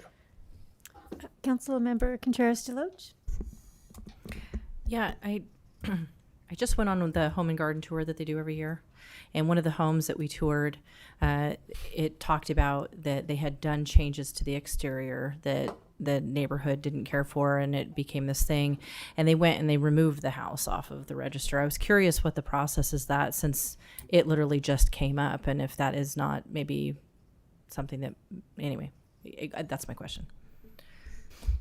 Yeah, they certainly can apply to remove it from the register, and they would probably want to get an expert on board and prepare a report to talk about how it doesn't meet the characteristics to be listed anymore. We haven't had very many of them. I mean, in my time, I've been here for 6 years, and so I haven't been a part of removing one. The one that's still, the only ones that have been removed are ones that were already demolished before they were put on the register. So it would be. Yeah, I'm not quite sure how that process would go, because they certainly have the authority to deny it being removed as well. And then you'd be appealing back up to you, and then we'd be in the same situation that we are, right? You aren't the experts. The commission, they're appointed to the commission because they have expertise in this historic preservation work. Removal from the historic, because I didn't know anything about it, but removal from historic preservation is based off of demonstrating that it It's not doesn't- historic. That it's not historical and doesn't belong there, and it's not based off of they don't want it anymore. I wasn't Correct. sure. Correct. Okay, I just wanted to clarify. Anything else? Before you go, can I ask a clarifying question? Since you sat down and everything. So, as to what Councilmember Contreras-Deloche was talking about, so someone couldn't go in and just make all the changes they wanted to and then say, by the way, now my house is not historic anymore. I want it off the register. Is that true? They couldn't do that? Correct. Yeah, there are enforcement provisions in the municipal code that could require them to return it all back to its previous condition. So we do have that enforcement authority. Thanks for that clarification. If there are no further questions from council? Okay, well, we'll open up this public hearing. Is there anyone from the public who came to speak on this item? Hi, welcome. Hello. Come on up. Hi, I'm William Startery. It's my house. Hi. So, yeah, I purchased it in foreclosure, so there's no like title report or realtors or anything like that. You know, you just go and you bid on it at the courthouse steps. And you know, where I started this project and had a lot of grand ideas, and then quickly ran out of money. I mean, the thing that we got red tagged for was replacing the roof, which had huge holes in it. And we got a roofing company out there, and it was $40,000 just for the roof.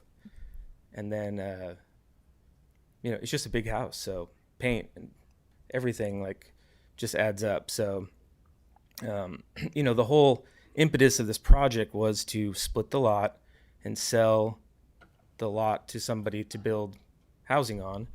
You can see I applied for that over a year ago now. But where that lot would be and where those houses would be would actually block the view of all of these changes we're talking about, and which opens up, I believe there is an exemption for things, when you can't see it from the street. It's there's not as many rules. You can see it all from the street now, but you won't after those houses are there. And so I do have a person that is like wanting to buy this lot and has a plan and wants to build on it, but this is baby steps, so this is the first step in getting to that. I don't like wood siding. I don't, I've only ever worked with hardy siding, and it's fireproof and it's great. And we tried to match the way that the wood siding looked, with horizontal strips and stuff, but this house was condemned. It was boarded up. No one had lived in it. The neighbors have all come forward and told me how much they love what we did. It was homeless people. They told me prostitution. They told me, for 20 years it's been like this in the neighborhood. And it was the worst house on the street, and now it's a lot better at least. Even the back porch. They said I removed the back porch, but the code enforcement actually brought a machine out and took it down because it was falling down. Like there was this house it needed a lot of work, and so all those windows were busted out and broken and falling apart, and I just couldn't actually replace that many windows, so, and it just didn't need that many. It has plenty of windows, so financially I don't think I could handle ripping off all the siding and putting back wood siding, but I'm open to whatever you guys, if you have any questions or anything. Thank you. I don't know. Thank you. We need to, no, not right now. Okay. Hello, come on up. Hold that thought. I'm really disappointed. Have you ever been to that property? It's a real disgrace for this city, and my son's trying to invest in it and make it a better place and a place for people to live. And he's got so many government, just interference. It was foreclosed, condemned, and you're worried about the historical. This isn't Ferndale. If you look around the town, there's a lot of buildings like that. There's a lot of people moving and selling their property, and he's trying to improve the city. So, thank you. Thank you. Mm-mm. Nope. Hello. Good evening. I'm Sean Hurley. I'm one of the commission members for the Historic Preservation Commission. I'm also a general contractor in our community and have been a historic home restorationist for many years myself. Regarding our decision, it's difficult to weigh the responsibilities of providing housing opportunity in our community and preserving the historic nature of our community. It's a difficult struggle because it is very expensive. And as a contractor, I know that from the other side of the table too. Regarding hardy siding versus wood siding, the challenge as a carpenter is trying to get things to look right.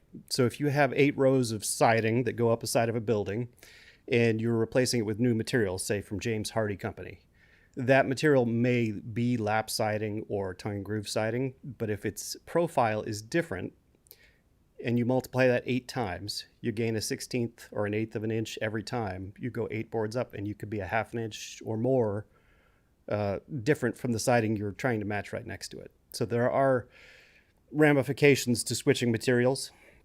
Hardie siding is made out of silica dust, concrete powder, and paper. It is not essentially fireproof. It is certainly fire resistant, and I can respect in our fire prone areas these days the extra need for fire protection versus wood siding. Wood siding can be run through the machines that we still have that are still operated here at the Blue Ox and at Mad River Woodworks to make siding that matches exactly the profile that was on the building. So we don't end up with architectural variances in terms of the visible nature of the building. You can't do that with hardy siding because it's made out of concrete and silica, which is not something you can run through tools that we have.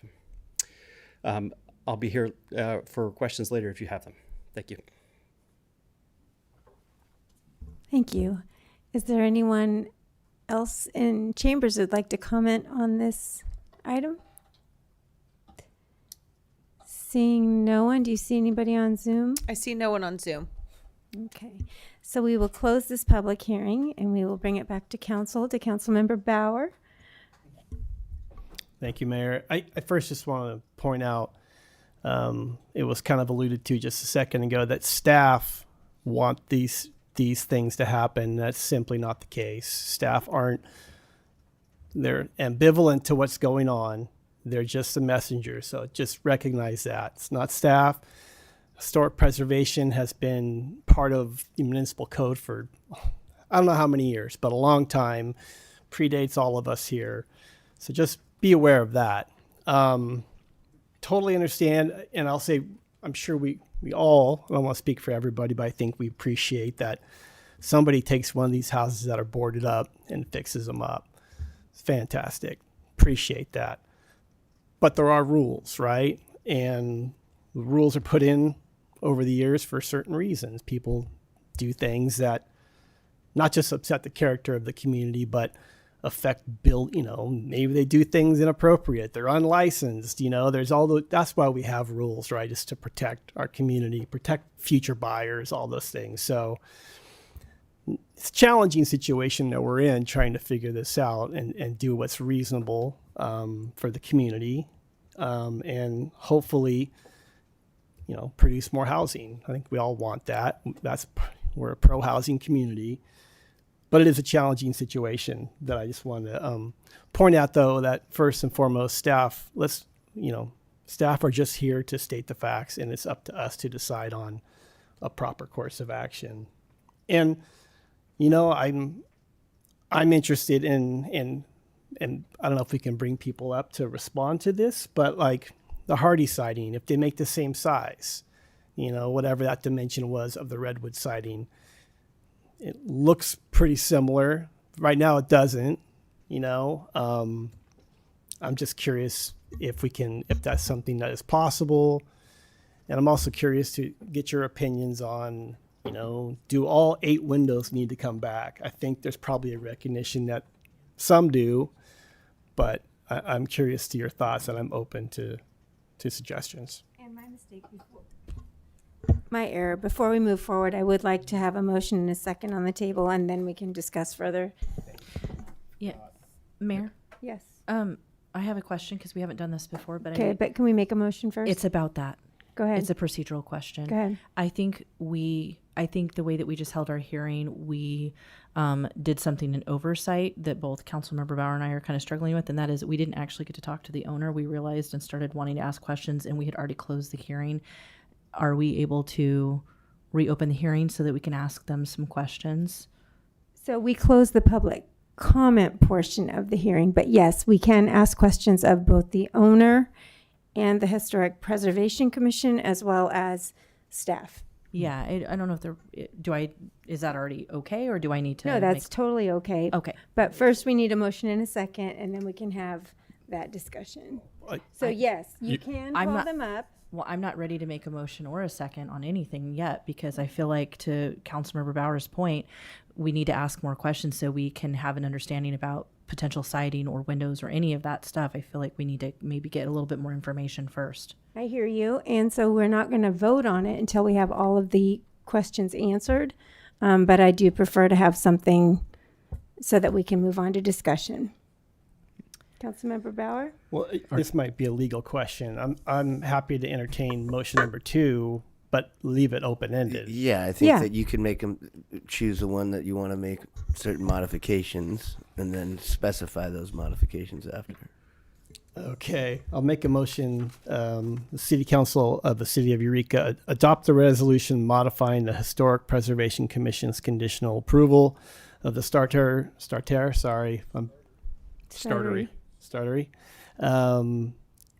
residential rehabilitation and facade alterations at 1627 Pine Street by retaining conditions A, B, and E, and modifying conditions C and D as to follow soon. Second. Great. So we have a motion and a second. Who's first on asking questions? Did you? Councilmember Contreras Deloach, go ahead. Okay. Well, I just wanted to be courteous because Councilmember Bauer looked like he was jumping out of his seat a few minutes ago. And so, okay. So who would you like to call up first? Good question. I think maybe the owner, if you would, sir. Startery? Okay. Yeah, it's spelled weird. Am I getting it right though now? You nailed it. Yeah. Okay. All right. So the question about the windows really quick. The removal of the windows, is that because of changes that you made to the interior and you kind of needed more wall space, or was this kind of like a cost issue, or both? I mean, if you look at it, it's there was like significant structural problems with, having two sides of the building, of the back building just be window, and there was like almost nothing holding it up. So, for us, it was like the rain's coming in, it's winter, and let's just close this thing up. Like I said, there was, and yeah, like restoring that many. I mean, I thought there were wood windows at the preservation meeting. They said they were metal windows. I don't know, but they just were bashed in and broken, and like the beginning of repairing them, it didn't really make sense. Are you saying that the windows that were there when you purchased it were metal? That's what one of the people on the historic said, they would be metal from that time. But did you have a comment? I can just clarify a little bit. There Yeah. were a couple of openings that appeared to have the metal frames that were, the windows themselves were added, but the openings were still there. So at some point in recent history that we don't necessarily know about, we don't have permits or anything for it, but the wooden sash windows were replaced with the metal frame windows. That was the case for a couple of them, but there were 4 other windows that had the same projecting sill and wood frames. So Okay, there was a mix of both. Some of the 8 that we're talking about were metal windows, or the old aluminum windows. Is that what we're The talking aluminum about? windows for the windows themselves, but the openings and the trim and stuff were still They still there had in the wood the historic openings and trim. aspect of it. What was the condition of I'm curious, looking at the picture, it looked pretty rough. And I know that, I'm curious what the condition of the wood was. And whether or not that was something that you had photographs of or things like that? Just pretty much those ones. It was all pretty bad, and I don't even know how to begin to like repair parts of wood siding. in that way. But you know, like I said, at the time, it was our understanding that if we kept with a horizontal, you know, siding, that would be considered like for like, and that was, you know, and then we only had the permit for 200 square feet, but as we went on, it just needed more and more, so we ended up being, you know, 600, and that's definitely a big mistake on our part, and we should have like called and you know, made that change. But yeah, I mean, we were just trying to do it. You know, it's all financial decisions, really. It's just, and time, you know, like all the money that went into this was borrowed, and so just the interest clock ticking away, you know, it just, it's a lot. So When you came in, you got your like for like permit. You're saying that was the one that was for 200 feet, but you ended up at 600. Yeah. That was the like for like one. Yeah. Did they explain to you in a way that you understood that? It was all through a contractor. I gotcha. Okay. But that was the way it was explained to me, is that would be okay, that it had gotten a verbal approval, that person no longer works here, and so it's there's no like written evidence that it says that we could do Hardy anywhere. But that was my understanding, but I'm willing to deal with what needs to be dealt with. I have another question, but I'm not sure if it's for him. Do you So want me to pause and let other people? Would you be willing? Yeah. Sure, of course. Thank you. Councilmember Fernandez? So again, the intent here isn't to be adversarial. It's just trying to help make the decision that we're here to do. And so when we're talking about the windows and you're talking about, you know, the detriment, the condition that they were in, it's like, do you have evidence? Do you have photographs, you know, anything, written documentation that talks about the poor conditions of those particular windows that you had? Just boarded over? photos, just photos of, you know, they're all covered in plywood by the city, I believe. Mm-hmm. So, you know, we couldn't, to get into the house the first time, we had to climb through. We had to take the plywood off and climb through one of the windows because it was the only way in. But, and there was like people living in there, and there was, you know, doors of cars, and there's all sorts of crazy stuff in there. Right, but when you were talking about how they were bashed in, are you talking about the framing as well? You know, not just the glass itself, but the metallic framing or any of the... I mean, there's on the very back mm-hmm. southeast corner, you know, basically two sides of that are just huge windows. So, and I think it was probably just like 3 big panes of glass with 2 strips of wood in the middle, and that was just all gone. It was just held up by random sheets of wood. And so that was more of a structural thing. You know, there's a story above it, and there's like nothing holding it up. So we just put in framing members, and, you know, it's like we're siding. Oh, there's a hole. Let's keep siding. There's a hole. Let's keep siding. You know, and it never occurred to me that removing a window that's not for a life safety reason, you know, it's not a means of egress or anything like that, that would ever be an issue. But I've obviously never dealt with a historic building before, right? Like, so, you know, and it was kind of our understanding. If you look at the front building, there's all this decorative stuff everywhere, trim, you know, beautiful stuff. We didn't touch any of that, and the whole back half has nothing. It's just a box. It has no like decorative features. So we were always, and had different siding and had different everything, and we were always under the understanding that only the front half, not an understanding the city told us, an understanding that I went to the Redwood room and I looked at a picture of it, and I was like, oh, that the back half is not in the picture when I look at it. But so I always thought the back half wasn't historic anyways, but, you know, I was wrong, I guess. Okay. So when we're talking about the windows and looking at that back half, you know, can you, let's see, I think you said that there were about maybe 8-ish windows, some there on the back half. And then, so where are the other ones located? They're on the side? But all on the back, you know. So yeah, the 2 sides in the very back of the very back part. I don't know if you have a picture of it, but it's... Yeah, sorry, I'm just trying to remember that and what it looked like, so. The alcove. Yeah. So there were on the...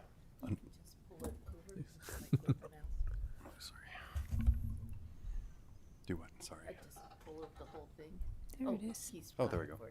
So there was a window. Is my mouse there? You can see it in the top right. That Okay. you know, So there was a window here. This was actually a door. This was where the door is now was a window. Okay. And then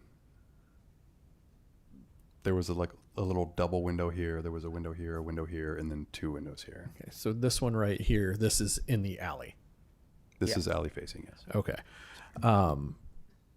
And I'm glad you had identified at least to some extent why the ones at least in the back had been marked over, because I'm here trying to piece together, like, is it an issue of privacy if you're trying to sell the back lot, those type of things. So knowing that, you had said that from your perspective, there were some structural issues on the backside. What is it here in particular that had led you to board over these windows? It's on the left side there, where those 2 were, the side just around the corner was, you can see it in the top left picture, or, it was just, it's all window, that whole side. And then, oh, well, yeah, no, I'll point. Sure. Okay. Just because your house is analog. Yeah, I hear you. There was this part was all window, and then right around the corner, which is there, that was, or here, that was all window, and it's like a whole corner of the building with a second story above it. And, I think nowadays, if you want to put windows in the corners, you have to, like, a lot of times we have to do like steel beams and stuff to hold it up. But I'm not an engineer, but we had an engineer come look at it and make sure everything was structurally sound while we were doing it. So I don't know. There's a lot of windows to have rebuilt, and it just seemed like too many windows to me in one sense. But okay. And then looking at and this is my last one for right now. Going back to the back side of the house, then that is also where you're taking into consideration, or already have, parceled that out separate for sale. Work with someone, I applied for it, but it's kind of been it has to happen after this stuff. I think it's Okay. Is that the case?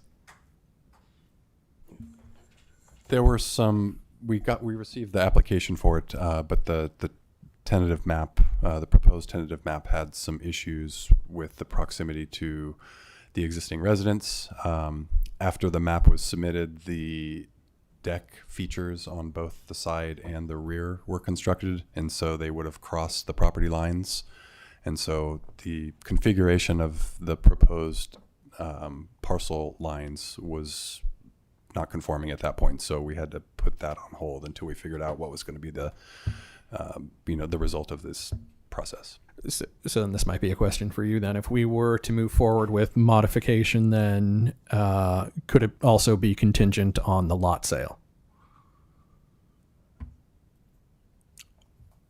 I'm not quite sure about that, actually. I don't think we'd recommend that. They should be kept separate. Oh, I'm seeing a hand. Okay. Castellano coming up for a moment. Sorry, I've got all the fun ones tonight. Sorry. Yeah, so even if he splits the lot, it's going to have to go to Historic Preservation to approve the design of the new structures or ask to be blessed to have it removed. Okay. So no matter what, Historic Preservation is still going to apply. And I'm sure I think usually I'm trying to think of the process if we do the lot split first and then you go to Historic Preservation to remove it, or if they would have to approve the structures, but they would take that into account, like how the new structures would affect the existing structure too. So we're having these hypotheticals of selling the lots now, and we're so at the beginning of the process, Okay. know? All right. No, I appreciate that. Thank you. Thank you. Thank you. Okay. Councilmember Contreras-Deloche, who's next?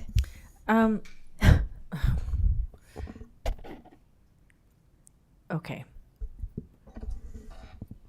I do have so 600 linear feet. I'm trying to kind of wrap my head around, like, how much hardy plank, how much siding are we talking about that would need to be removed and replaced? I believe it's square feet. It's 600 square. So you did 600 square feet of siding? Okay, that's not as much as I was thinking potentially that it was. Okay, and the permit was for 200. You went to 600. think does anybody else have any other questions? I think I've asked mine, so I'm. Okay. Councilmember Bauer. And just are you a licensed contractor? Electrical contractor. Electrical, okay. And then, but you had a licensed contractor do all the work. Mm-hmm. Just maybe for educate the public, like they had to have known that all these additions to the permit would create issues, right? To be fair, and this is a bummer that we're here and we're having to do this, right? But just maybe in the future, people understand that we can avoid this, if we stick to our permits. That said, the window situation, like I see a lot of historic houses in our community that have just one window up the top story there. I don't personally see that the historic character needs to be those two windows brought back. That's kind of one of my first things. And I think the downstairs, I get the whole structural integrity and all that, I do feel like a window or two needs to come back, and I don't know what's an appropriate location or what is feasible, but those are a couple of my recommendations. I don't know if you have something else. I'll start with that. Thank you. Contreras Deloach. Yeah, I was thinking, we have a 114 or something year old house, and so we've been going through this process ourselves over the course of 9 years. Thankfully, it's not on any kind of preservation list, and we've actually patched in some of it is what do you call it? The hardy plank. You can't tell, and we got the stuff that looks like the old. And I had that patched in because it has twice the life. And so I wanted something that was going to last, not something that I might potentially have to replace in, 15 years when I'm 65 years old. So, and there's little things, right? My neighbor's house is still original. It has a beautiful staircase that would be completely, never put in a house now because it's not safe. And it's gorgeous. It's too short. The bars are too wide. We don't build anything like that anymore because kids fall over them and they fall through them. And there are these little changes, windows. So it's like, I love historic homes. That's why I have one. But I also, to the point, it's so interesting. The fact that staff was grappling with this too, to try to even figure out whether or not some of the stuff was original to the building, because it does look weird. It looked weird from the beginning, and I actually think that what he did kind of improves exterior. It does look like it's missing a window or two, if I'm being honest. 8 windows gone does look a little weird, but it does look better to me. It certainly looks cleaned up. I really appreciate it. I also kind of bought the trap house in the neighborhood, so I get that. Mine was the rough one too.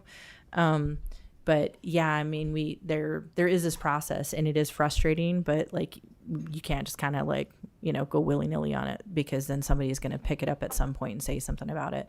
I don't personally I'm not going to ask for us to replace all those windows. I don't know how you guys feel about it. I don't think that's important. And with regards to the siding, I can see the difference.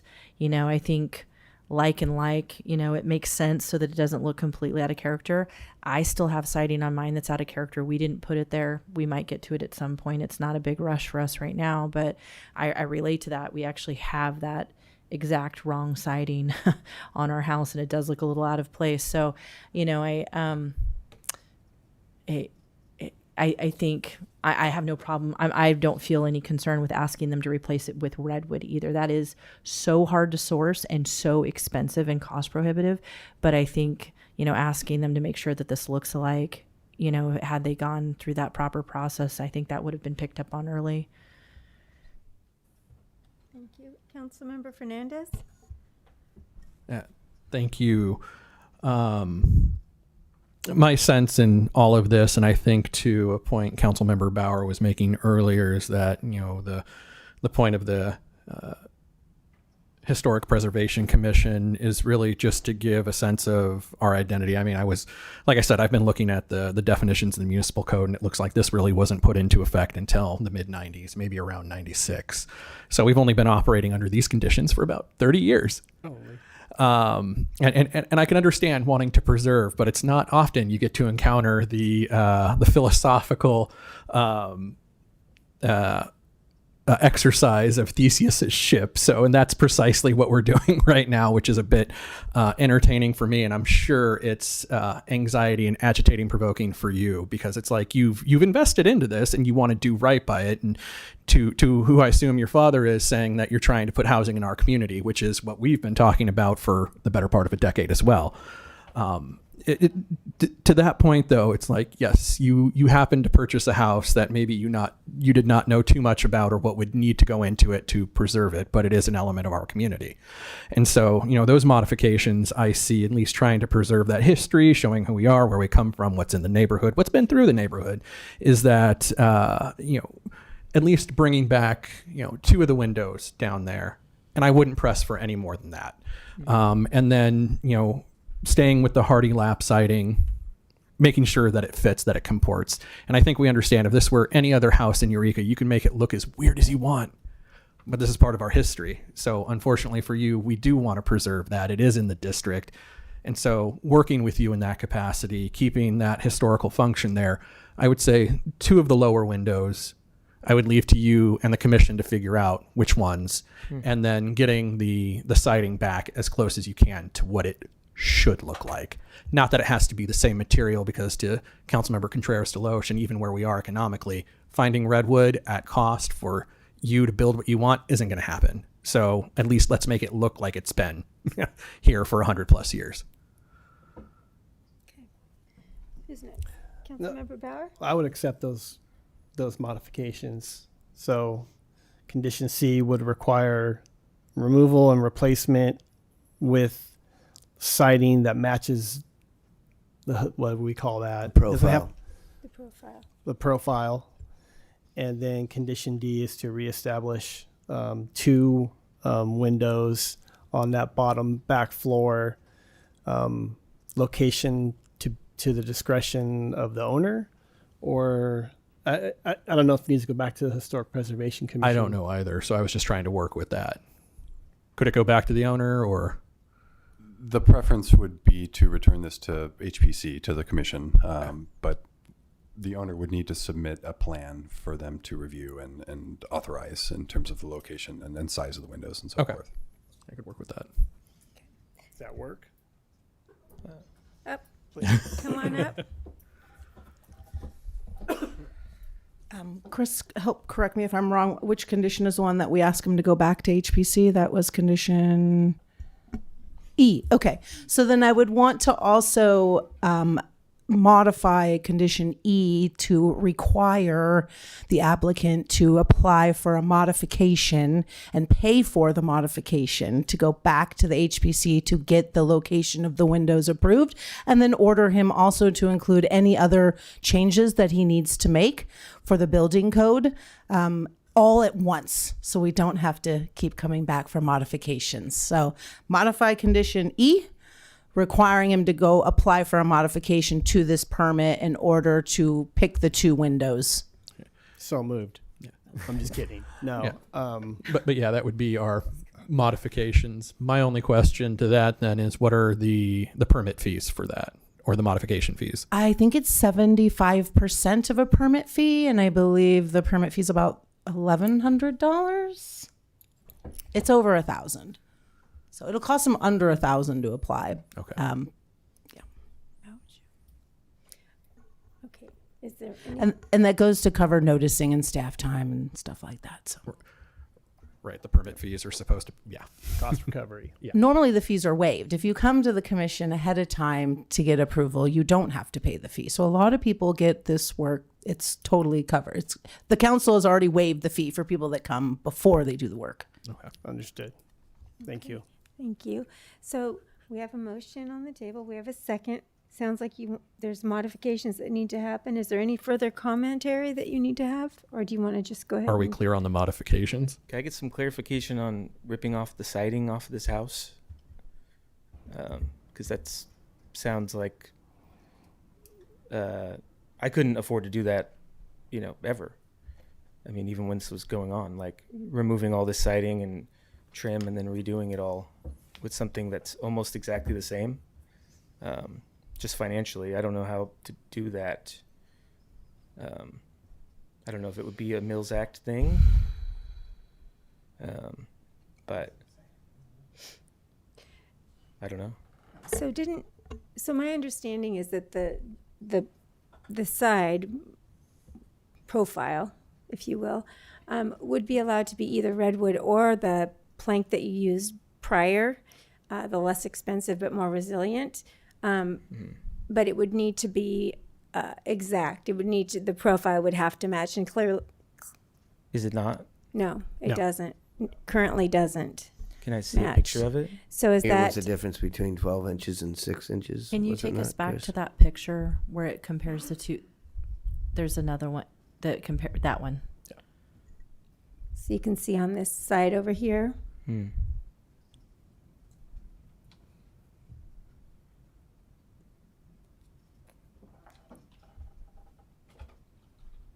That's you can't see that side from anywhere.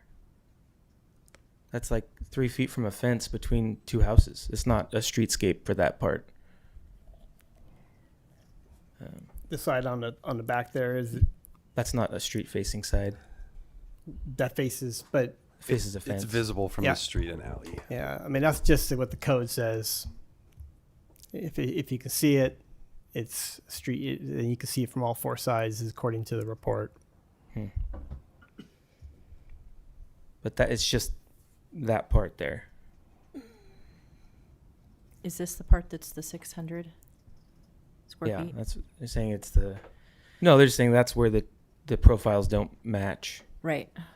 But then the front half of the house is a totally different kind of siding. But I think correct me if I'm wrong, Councilmember Contreras-Delich, I think what you're asking is this portion, the 600 square feet that you modified. Yes. So that is the portion, am I clear? That is the portion that you would need to take up to match profile. Is that correct? Anyone? Yeah. Yes, okay. So can I ask a clarifying question? And I don't know if somebody from Historic Preservation can answer this question. Is there anybody still here? Yes. Come on up. Would you come up and can I ask you something? So, I feel like we're splitting hairs, and there's a part of this that feels really illogical. And I understand that this is a law and the rules, but it just feels illogical to tell someone that's fixed up a house, like, hey, rip off the siding. It just is not settling well with me, even though I understand, and I get that. So that's why we're trying to kind of balance this. My question is with regards to the hardy plank, if this other siding, and I don't know what this is called, that siding where it has that little gap, the original redwood siding, are we calling it tongue and groove? Because I thought tongue and groove usually fit together, and this has a visible gap. So is it still tongue and groove? Commonly, the older siding is called a V-rustic siding, and it is a tongue and groove product. And Okay. So it sits flat on the wall with little V shapes in between each board. Yeah. On the far left side of that picture, you see hardy lap siding. Sure, which I know what that is. Lays one over the other and doesn't sit flat on the wall. Yeah. Okay. So, what you guys would be asking for if we allowed an adjustment in materials, which is what we're discussing, is you would want it to match identically to that, or would it be okay if it was layered at that same measurement, or does it need to look exactly like it? So the thing about historic carpentry is that you have the lines of the siding matching in many cases, if not all cases, going up the side of the building. And so that's the reason we want the profile to be the same, not just close. It shows the technique of a carpenter doing good work versus just a building added on to the back of another building. We would prefer the material to be wood. I agree redwood's hard to come by, and good quality redwood is almost impossible to come by these days that has the characteristics of the original redwood siding. Sure. Down at Schmidbauer and many other lumber companies, you can get finger jointed cedar that is pre-primed on all sides, and that is probably the highest quality material you can get. That you can still run through the milling machines and make it match exactly the profile of the wood that is original to the house. Do you know, since this is something that you work and you do, what the cost per board foot is for stuff like that? I don't know currently. It changes a lot. I know. Shot in the dark? Guesstimation? No, I'm not willing to take that guess, no. Okay. Yeah. We checked into putting redwood back in our house, and quickly we're like, nope, we're not going to be able to replace it. If I may, one thing that was said during the commission meeting was that the hardy siding was placed over top of the wood siding and that it was still existing underneath the hardy boards. I imagine that may mean that there's still lots of holes in the wall where the windows used to be that have been covered up by the new lap siding on this back section. Thank you. Yeah, before you go, real quick, has the commission ever allowed something like this to be retained? I can't speak for the entirety of the commission. I've only been on the commission for 4 or so years at this point. Okay. But you don't recall anything Not that I can recall in the last 4 years now. Okay. Thank you. Sure.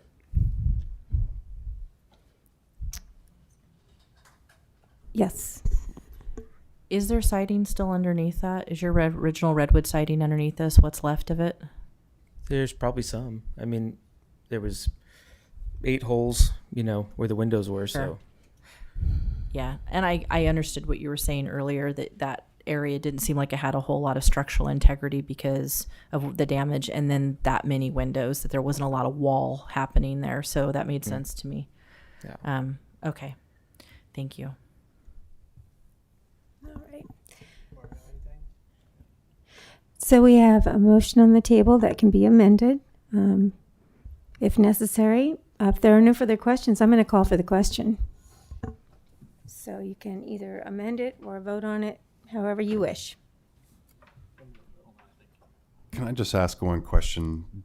Do we need to have specific findings to accompany any of your motions? Findings of consistency with the Secretary of Standards, since you're going to be modifying? That would City Manager Slattery or Castellano I'm hoping that's a Director Kenyon question. or Director Kenyon?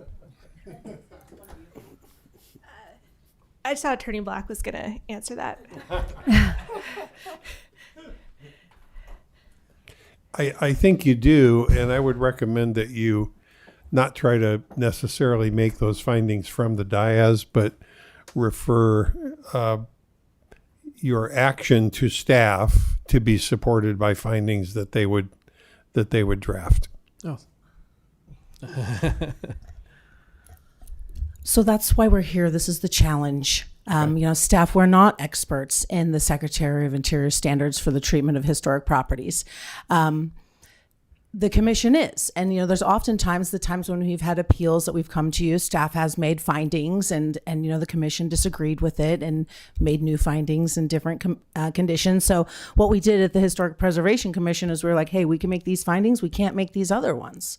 And so really, that's kind of what you're doing too. So we have a handout there that have the findings highlighted that we need to make. Mm-hmm. And so really, if you can come up with a because, right, you can read it and say it meets this finding because, or that's the challenge of all of this. We don't have an expert and we don't have a historic report. And he didn't provide any of the photos of the house when, we just got photos of the house that had it boarded up, so we never got to see what was underneath it. We didn't get to see any cost estimates. We didn't get to see any plans. I mean, this has been really challenging. But I don't know if we could make the findings. That's why we're here. Okay. And that's why the commission did what they did. So as a point of clarification then, because my understanding is this public hearing that we were making a motion and we were voting on a motion and giving some feedback about that. So now what I'm hearing is you're needing a whole plethora of information that we are not don't have the expertise to make. Not, is that? Yeah, I mean, we tried to explain that in the report. Okay. But Kristen, do you have any ideas? Thank you. Kristen has some ideas to help with this. I think it's just fine to state that with the proposed conditions as modified, you feel like it's going to be meeting the Secretary of Interior standards. Thank you.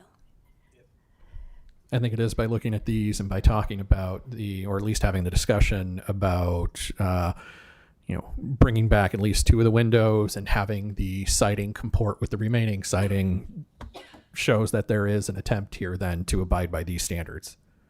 So would we show that, just a point of clarification of order, do we show that when we make the motion? Do we attach that to the motion, or can you I think clarify? that what Director Kenyon is saying and what Councilmember Fernandez reiterated is that based on what he had just said, that's our finding, that we feel that it's comports. And what I'm asking you, is that attached to the motion, or is that something that we do separately? I think that Senior Planner Low Hefner is asking that that's attached to the motion. Thank you. Okay. There you go. Would you reread the motion, please? We've already seconded it. Yeah, well. Actually, no. You don't need to reread it, right, Pam? You've already got it. Yes. Yes. You want me to go So, through it? Yes, Shannon will read it. Condition E, apply for modifications, include any other changes, siding that matches the profile, and reestablish windows on bottom back. Reestablished. 2 windows. Anything else? Did I miss anything? And this action includes the council's verbal findings that the project as modified is consistent with the Secretary of Interior's standards for rehabilitation and is categorically exempt from CEQA pursuant to CEQA guidelines 15.331. I think that's what we're getting at, right? And then we're good? Okay. okay. So we have a motion and a second. Please vote. Actually, do you agree with those findings? I'm Yeah, sorry. yes. Yes. Please vote. Councilmember Moulton absent, Councilmember Castellano recused, absent. 3 yes votes, motion carries. And so now we will take a break, probably 6 or 7 minutes. All right. So we will reopen the city council meeting with our next public hearing, which is, I just put my paper aside. It's here. Thank you.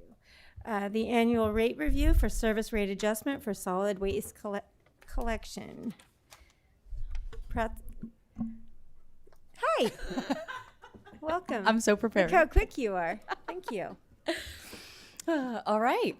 Good evening, Mayor and Council. My name is Robin Prasker, Environmental Project Manager, and tonight before you is the annual rate review for Recology.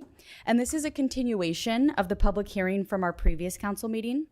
And our goal is to make this process as transparent and informative as possible to ensure council and the public understands the process that results in this recommended increase tonight. Now, to start, we've provided a customer breakdown by service level. As you can see, 32-gallon is the most common size service, and this is why you often see this service level used in examples throughout the presentation.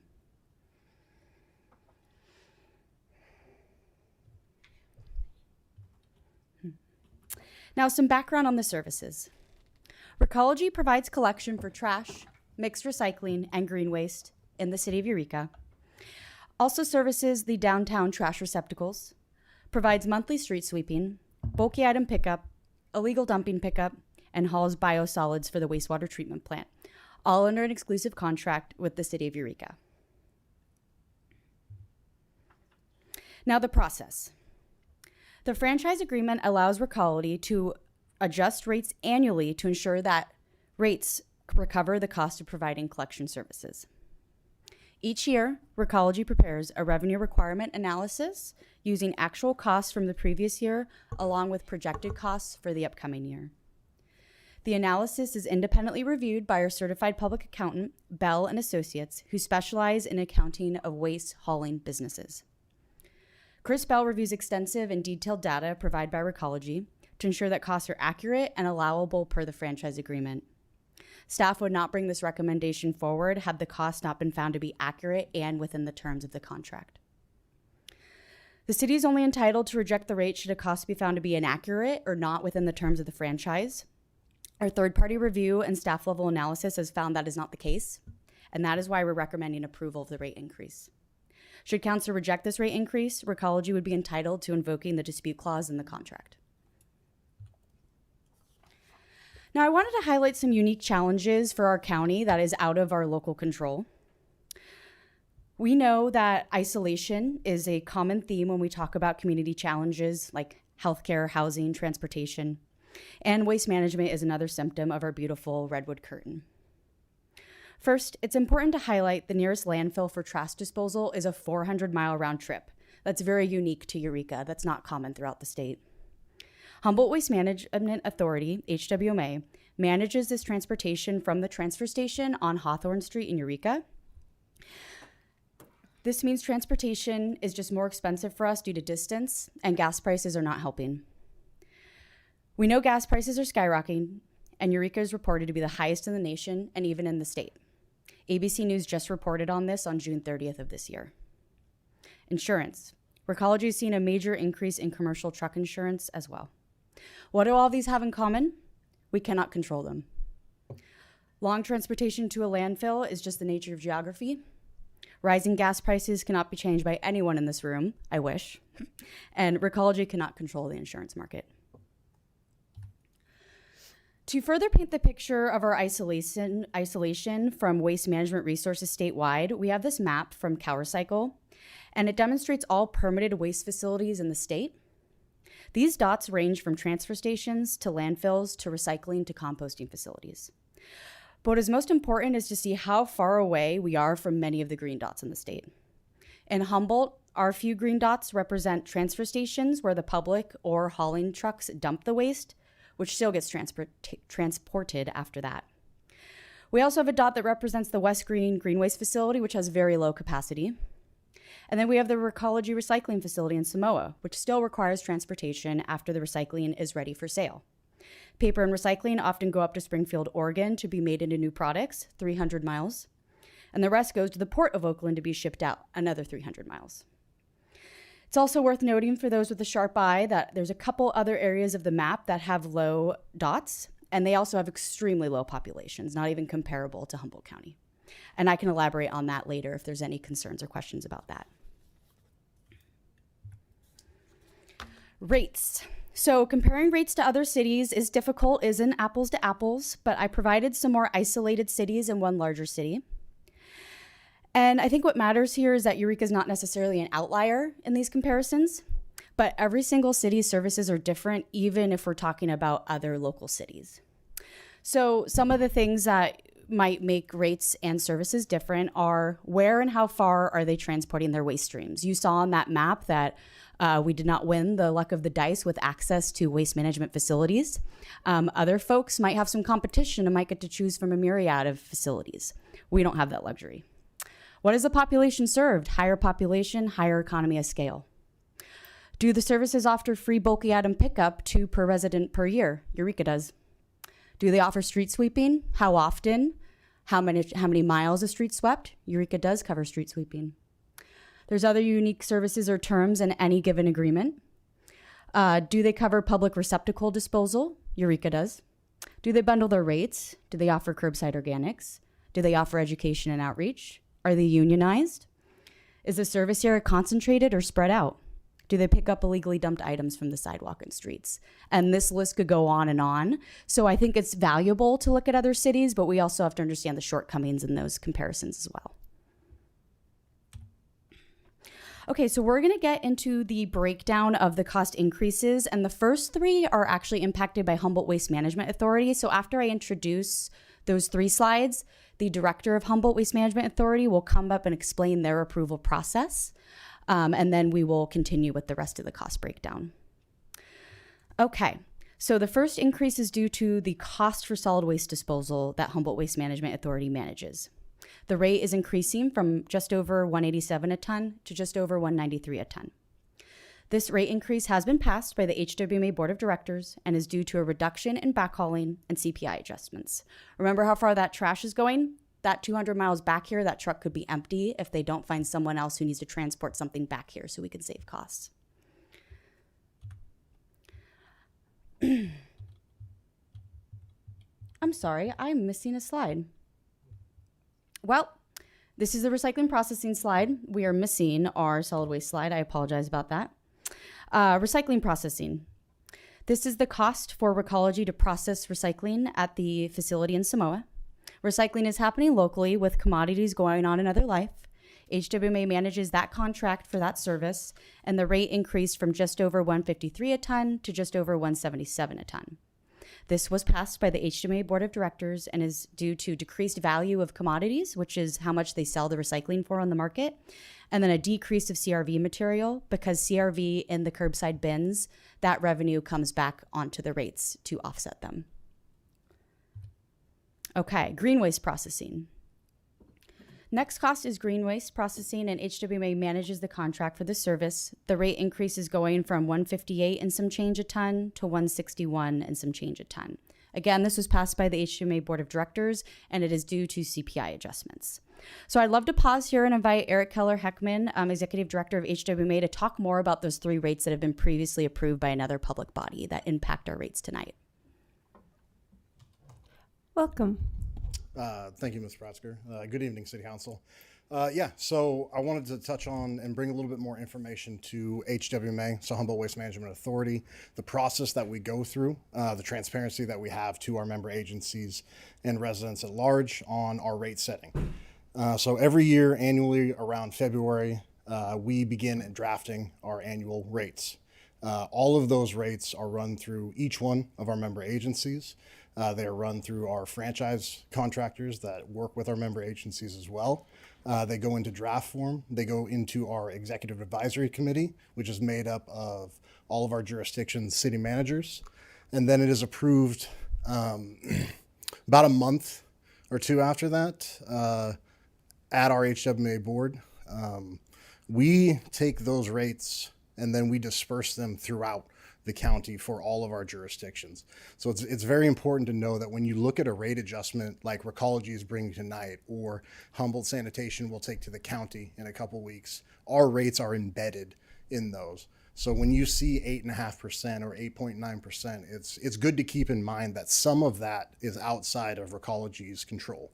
So our rates are set by our board and they're wrapped into their rates. So when you see 8.9%, that's not all Recology's 8.9% increase. Our increase on our tipping fees will always be embedded in that cost at a certain percentage. We take great pride at HWMA in ensuring that we charge what it costs for us to continue to operate. We generally budget at a net zero, and that is something that's very transparent and given to all of our jurisdictions. Each jurisdiction staff and our HWMA board has a say in all of our budget line items every year. And I'd be happy to answer questions if you have it or pass it back. Any questions so far? I do not see any in this moment. Okay, thank you. Thank you so much. Okay, so moving on beyond the HWMA related costs. Other costs are sort of admin costs. It's IT infrastructure and support from the regional controller's office, human resources, legal support, and this has been adjusted to CPI per the contract. Insurance costs. Recology is responsible for paying the cost of most everyday accidents, but buys insurance to protect really expensive accidents. The cost of buying that protection has gone up because insurance companies are charging more for large commercial vehicle risks. Bad debt is unpaid fees by customers. Outstanding balances that go unpaid thus become bad debt. The city does facilitate liens to collect on accounts $1,000 and above, but other balances must be sent via collections. That revenue will be accounted for in the next rate review. Per the contract, Recology allows a 20% profit margin on certain costs. They're called allowable costs in the contract. And that is set to increase by $49,000 from the previous year, meaning that all other cost increases are to cover the cost of service. It is not a profit in Recology's pocket. The city also receives a fee from the agreement, and that is 9% of gross receipts, and that is expected to increase $98,000 this upcoming year. That goes into the city's general fund.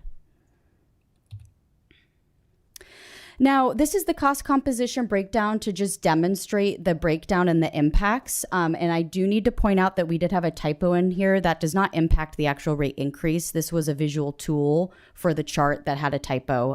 The rate increase still remains 8.52% despite this typo, but it is important to point it out. So these two numbers are correct here, but the starting number was incorrect. Therefore, that threw off the percentage formula. That should in fact be 2.1%. And the starting number should have been 211,970,000. Again, this was a visual tool to demonstrate the rate increase impacts, and it does not impact the 8.52% proposed tonight. A new chart, though, I have is showing the cost breakdown per customer on a 32-gallon cart. So we know that the proposed increase is $3.61 for a curbside 32-gallon customer. And you can see what makes up that $3.61 from solid waste disposal, recycling processing, collection, admin, bulky items, street sweeping, and then the two margins by Recology in the city. So I thought that was just another tool to kind of be able to demonstrate what we're talking about here. I know it's been very important for everybody involved in this process to really understand where these increased costs are coming from. So we were hopeful that this would further demonstrate that breakdown. Beyond that, staff are available for questions. I know there'll be discussion. In addition to Eric Keller-Heckman, Executive Director of HWMA, we also have General Manager of Recology, Frank Nelson, here as well. They are both available for questions and discussion, of course, myself as well. Thank you. Do we have any questions? Councilmember Contreras-Deloge? Could you go back to the slide that was showing what the profit margin, what that's going to be? Thank you. For the city and for Recology. Yes. Would you keep that there for me? Absolutely. Thank you. Councilmember Fernandez? Okay. Oh, she's writing. Okay. Thank you. And I'll try not to belabor any points from the last meeting, but catching what's that? Oh, we're at questions now, right? Right. Yeah. But looking at but looking at what we've had to work with over the last few years, coming in was a 10.44% increase billed as a temporary catch-up at that time. I'm seeing head shakes no. So what was that? The vast majority of that catch-up there was due to the increase in wages for drivers at the time. And it was never portrayed as a temporary catch-up. Every single annual rate review that we do follows the same exact process. Well, no, I think I'm using temporary in the sense of like, we're not going to have to review this again. You know, the conditions are different coming out of COVID than they are at this moment. It's temporary in that sense. So if that was confusing. Yeah, that was never the intent. Okay. The same exact process is followed from year to year, regardless of whether it's a pandemic or not a pandemic. And then after that was a 4.29% increase at the time. That felt at least a little more in line with what we were looking at economically just around the country, let alone here. And then the 9.46%, I believe, was last year, and that was billed as this was being strongly labor related because they had just won a contract, or the union workers had just won a contract there at that facility, correct? Correct. Okay. And then the 8.52% is coming to us now proposed because of the economic situation that we're in with just the cost and inflation. But it seems that this 8.52 is outpacing inflation. And our rate review has absolutely nothing to do with inflation. There are CPIs that are built into our rate review. There are all of the things, all the information is put into that rate review. It doesn't mention inflation in any of that. I could invite Eric up to talk about CPI adjustments. He's quite familiar if you'd like to talk more. Yeah, if you could, please. Yeah.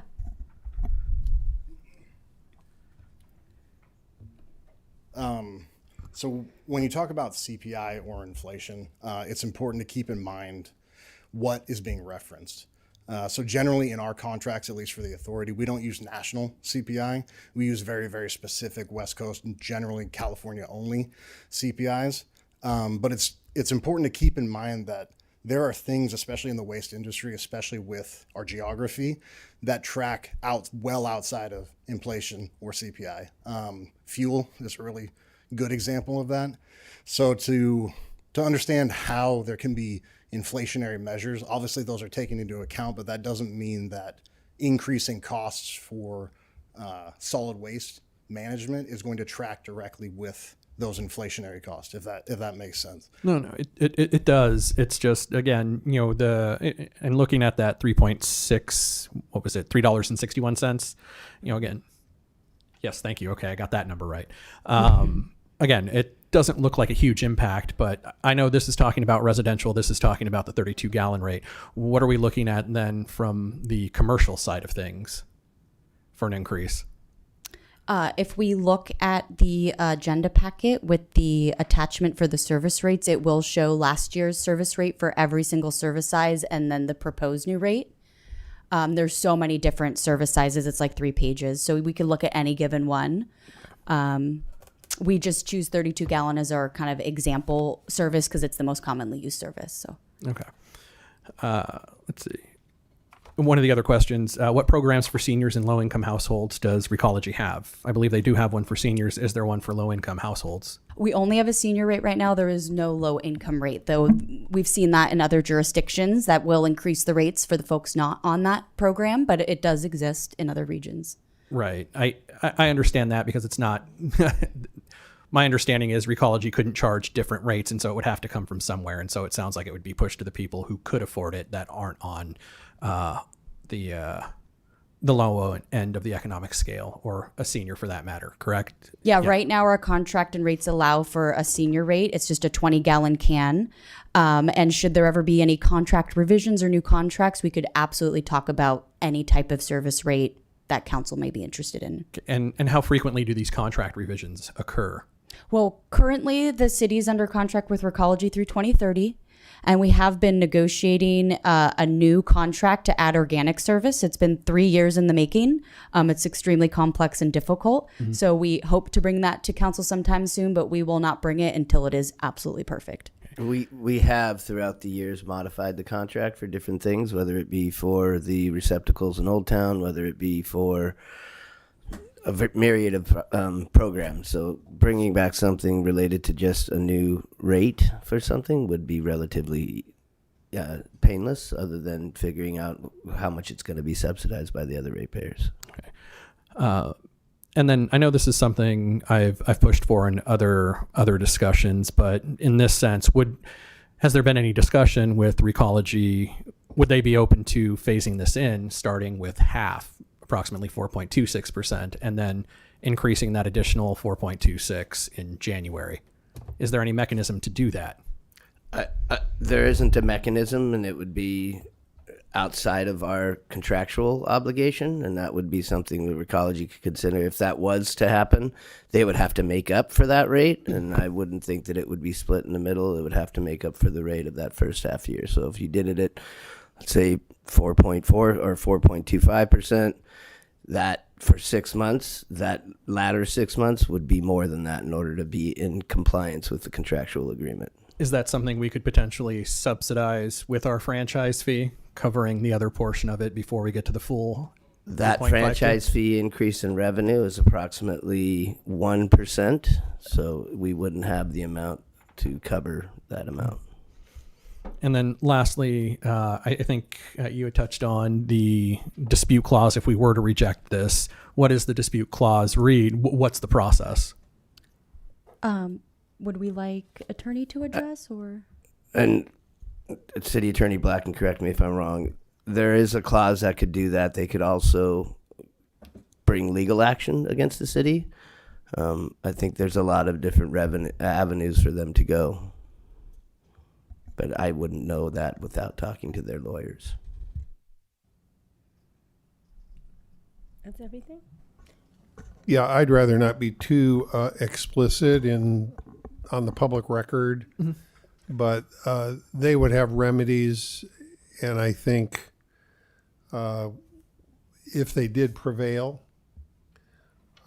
any delay in the implementation of rates, i.e. rates that were not paid by the individual consumer, but as a bulk amount of dollars, was suffered by Recology as a loss.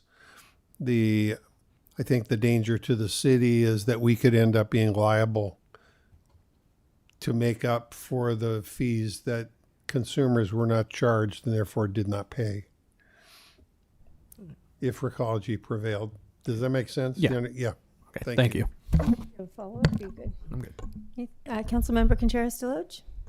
I'm sorry, I'd looked through here until my eyes have gone googly, but I did not see the part where it talks about approximately how many customers that we have in Eureka. Oh, that's not in the agenda packet. That is right here. So 9236, give or take, services change any given week. But as of June 30th, this is what the Recology software outputted. Okay, so a little over 9,000. Mike, I have one other question. Sure. This might be for Eric. So I guess I'm wondering, it looks like the city, the city as well as HWMA is making this, a certain amount of profit that's just north of $1 million. And that if I'm reading that, could we go back to that slide, please? This one or the next one? No, the one that shows the profit amount. Oh, got it. Thank That you. one. Sorry. Thank you. So what I was wondering is, how much of this is necessary if the profit margin is going to increase an additional 50,000 for Recology and is going to increase an additional 100,000 for the city? So Am I misunderstanding that? no, That's you're just not. showing an You're increase not. in So profit, right? As it relates to the profit margin for Recology, that's a contractual obligation. It's 20% of allowable costs. So that's in every single rate review every year. Okay. So regardless of whether it's this year or next year, that's contractually an obligation for the city. Okay. The franchise fee, is something that has come to us, and it goes towards operating environmental programs. So whether that's the educational component, a lot of what Robin Prasker's job is, a lot of our outreach, implementing programs related to compost, or when we did mandatory recycling, that's what that money goes to, is support those programs that make us be able to do the administrative costs associated with this. So the increase in profit, though, is what I was asking from last year to this year. The 100,000 in the city and the HWNA, is that going up and above the 20%, or that increases to keep you at the 20%? That 20% is only relative to the allowable costs from year to year, and they get 20% of that. That's theirs. It's built into the agreement. The franchise fee is a fee that goes to the city, and it's 9%. I understand all of that. Thank you. I understand all of that. I guess I was just wondering is if there's wiggle room for us not to increase at the same level in those additional profits that we have, that additional $150,000 profit or any of those. I'm wondering if there's wiggle room in the, $2.5 million of If profit. council chooses to take general fund monies, which is what the franchise fee is, in order to lower these costs, they can choose to do that. Okay, that makes it sound like we're subsidizing it with general funds. And I'm not asking us to subsidize it with general funds. I was asking if there was a way for us not to profit as much. That's like two different things. We're not I profiting. feel like the word profit is misleading in Okay. this conversation. No, I appreciate that. Could you explain it better? Because maybe I'm just misunderstanding that then. I thought that isn't a profit. Every single franchise agreement that I'm aware of, at least all the franchise agreements that we have here locally, have a built-in franchise fee. That franchise fee is for the municipality's costs associated with running the program. So some of them are at 11%, some are at 7%, some are at 9%. We're pretty much middle of the road at 9%. So there's a built-in to all franchise agreements. It's done with other contracts that we have for other entities, and that goes to operate it. But it is general fund monies. It's budgeted as a part of our general fund. It always has been budgeted as part of our general fund, so it would be general fund monies. Okay. And that's increased from last year to this year. Yes. Okay. Okay, anything further? Questions? Okay, seeing no questions, we will open up this public hearing. Is there anyone from the public that's here to comment on this item? Seeing no one in chambers, do you see anybody on Zoom, Shannon? I see no one. So we will close the public hearing. We will bring it back to council for a motion second and then discussion. Councilmember Castellano. Okay. I move to adopt a resolution of the City Council approving a not to exceed increase of 8.52% in the rates for solid waste collection by Recology Humboldt County effective July 1st, 2026. Second. So we have a motion and a second. Councilmember Castellano? Just want to say, no one in this room wants to raise rates. This is not, why we're here, or what, we care deeply, and I think the public, other members of council have seen that we've kind of done our best to keep things as affordable as possible for, the citizens of Eureka.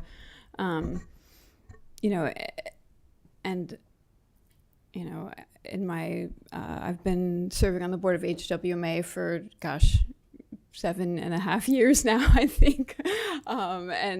We've definitely, the board is very fiscally conscious. We've really worked hard to keep rates as low as possible. And I think Director Keller-Hugman really spoke to it, that the organization is doing as much as it can with the rates that it has, to provide, good services for people. This is, in my opinion, this is not the time to what we see before us is the process of a long series of negotiations, multiple agencies working together through concerted efforts. And this is not the time to kind of think about where can we save $3 a month for someone, like the way where we can work to save $3 a month for someone is kind of thinking strategically over the next year for what we can do to support people. So I just want to say it is something that, will have an effect on folks, not, and I think we do find, the cost of milk has gone up a lot, right? And there's just different things that cost are probably $3 a month, geez, but I just want to urge other council members that we can do better through longer term planning than to create a really complicated legal process that's going to bog us down for the coming months. So just to say, I know it's a bitter pill,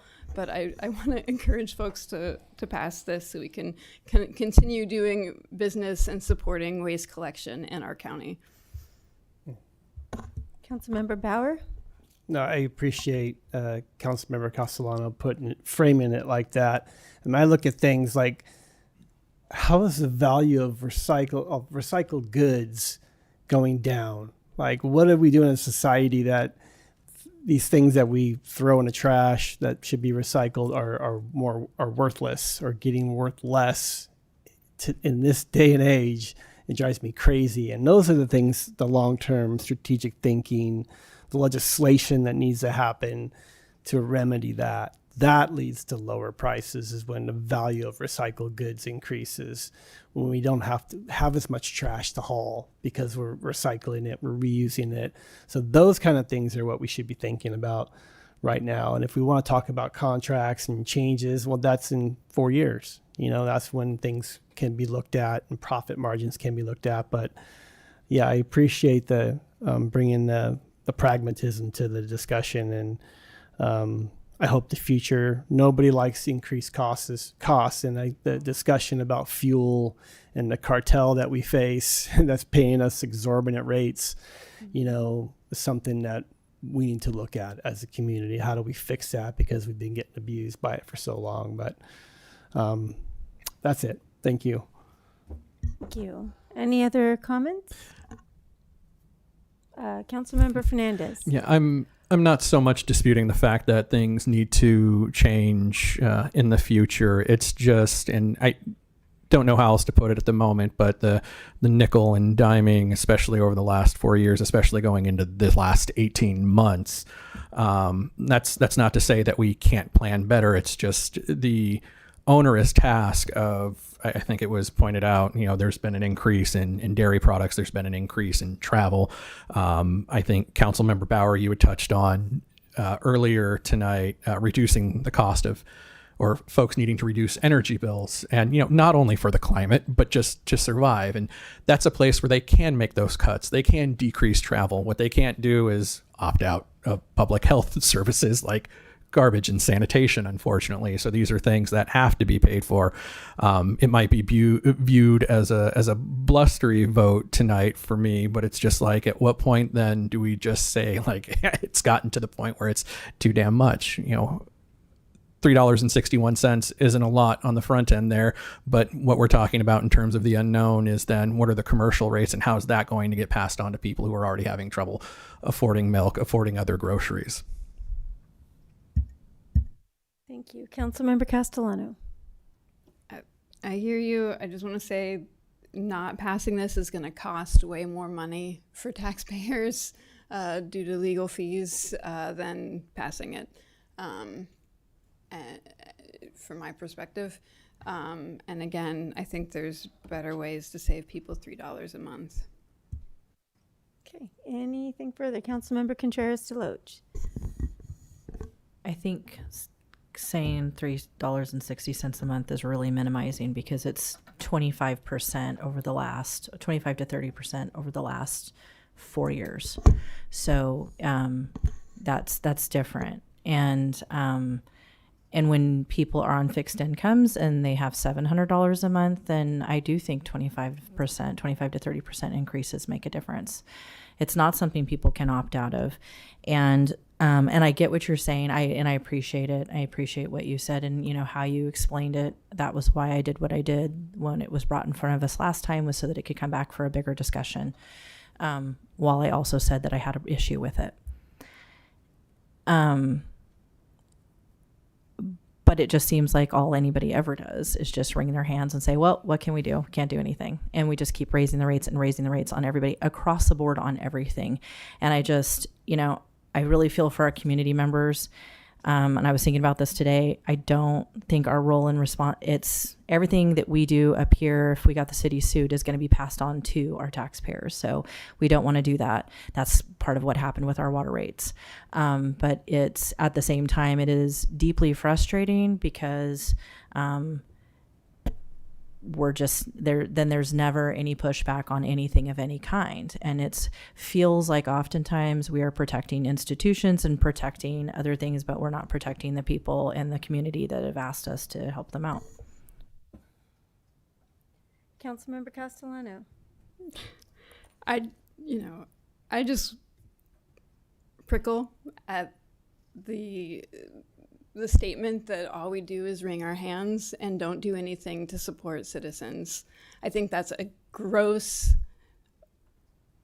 exaggeration of what we're doing up here, and I personally find that offensive, that's what I've been doing for the last 8 years, and I don't take it lightly that you're using this issue to talk about that all we're doing is like raising rates for people. That's not true. And like, yes, costs are going up. Like, look at the global situation, look at the national situation, look at like systemic failures, but don't talk about that like we're sitting in here on council wringing our hands. Anything? Councilmember Contreras-Deloche. Well, I'm sorry if I offended you, Councilmember Castellano. Certainly isn't personally intended. But we do talk about it. We talk about how we really wish we didn't have to do it, and then we pass the rate increase. And that's what I'm speaking to, which is what we've continued to do. We do talk about that. We all feel kind of helpless about it, and then we just pass it along. So I feel like that's factual. It certainly isn't intended as an attack toward you and all the service that you do. Okay. Anything further? So with that, we're gonna vote.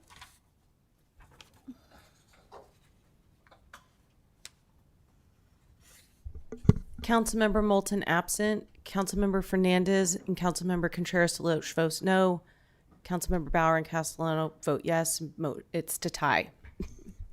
It's a tie. So with that tie, Mayor Bergel, would you cast your vote? Yes, I will. So I just did want to say a few things. First of all, there was mentioned here tonight, there are senior programs. Is that correct? Yes.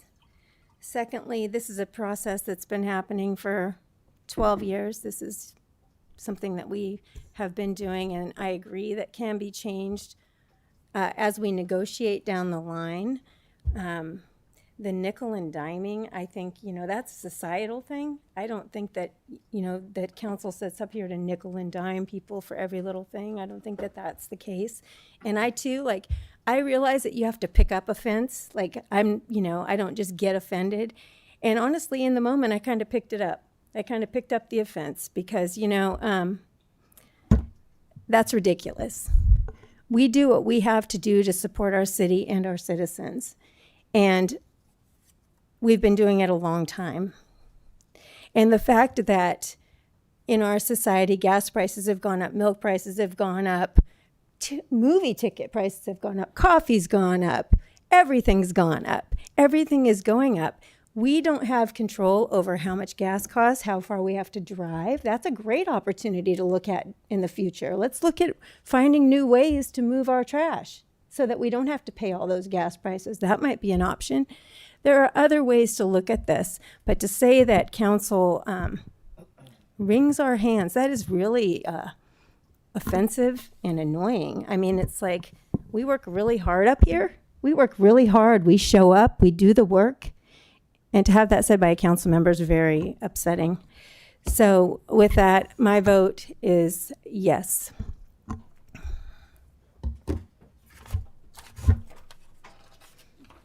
So And I almost went 3 away. yes votes, Councilmember Fernandez and Councilmember Contreras Deloach dissenting. Motion carries. Which moves us to our next public hearing and resolution confirming final delinquent transient occupancy tax with Director Millar.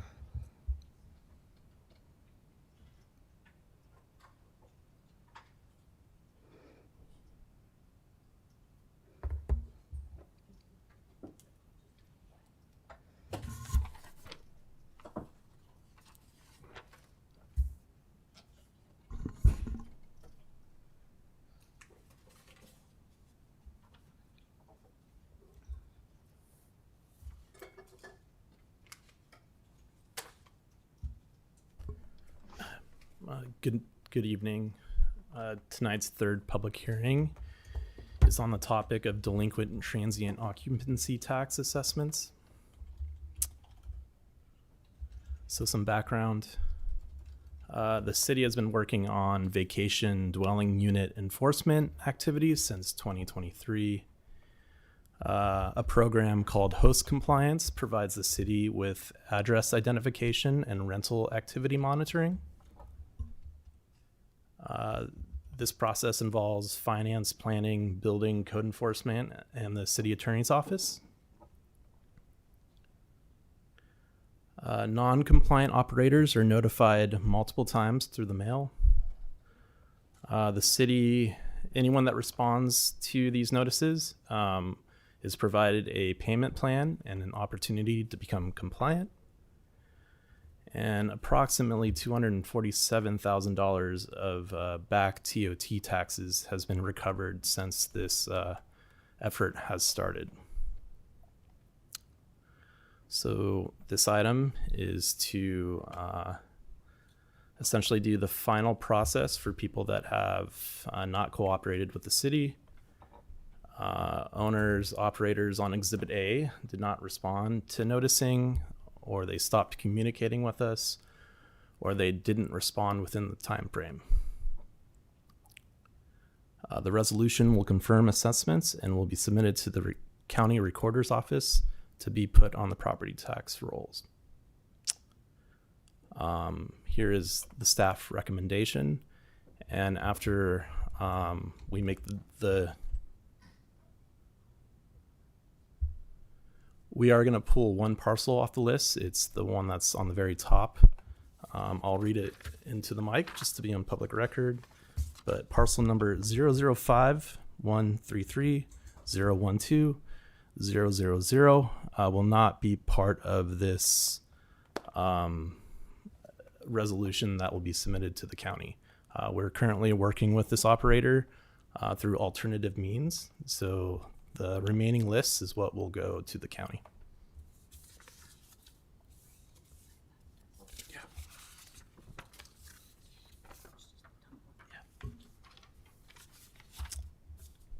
And that concludes my presentation. Questions for staff?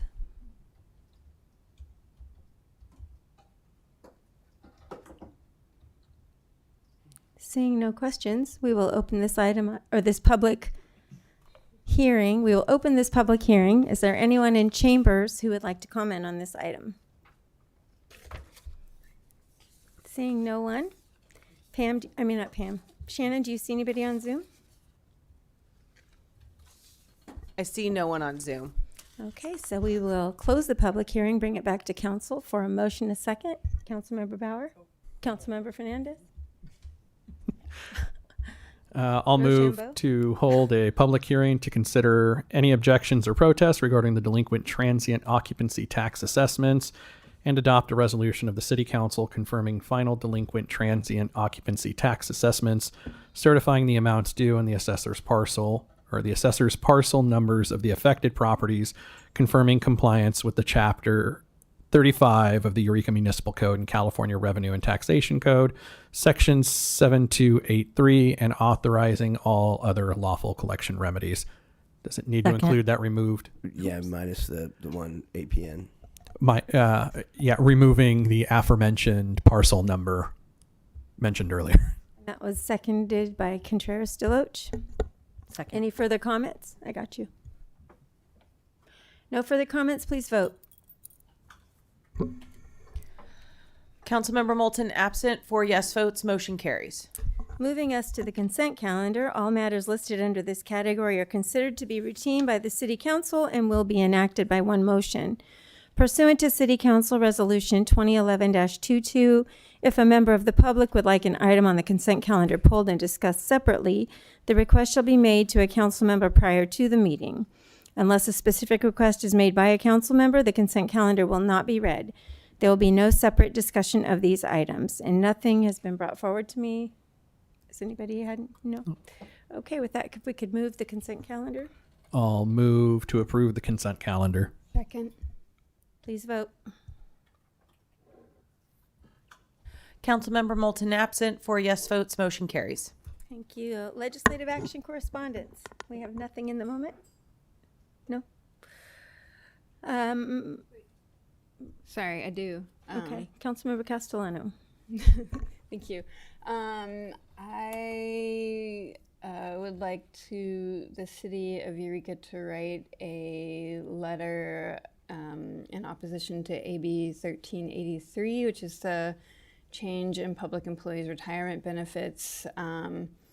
Though I do support this in its essence, there's no funding for this change, and in terms of kind of long-term planning, in terms of saving costs for citizens, I think it would be valuable to write an opposition letter. Okay. Anybody have any thoughts on this? Councilmember Bauer? Yeah, as a member of CalPERS, I'm reluctant to support that. I feel like it's an interesting conflict.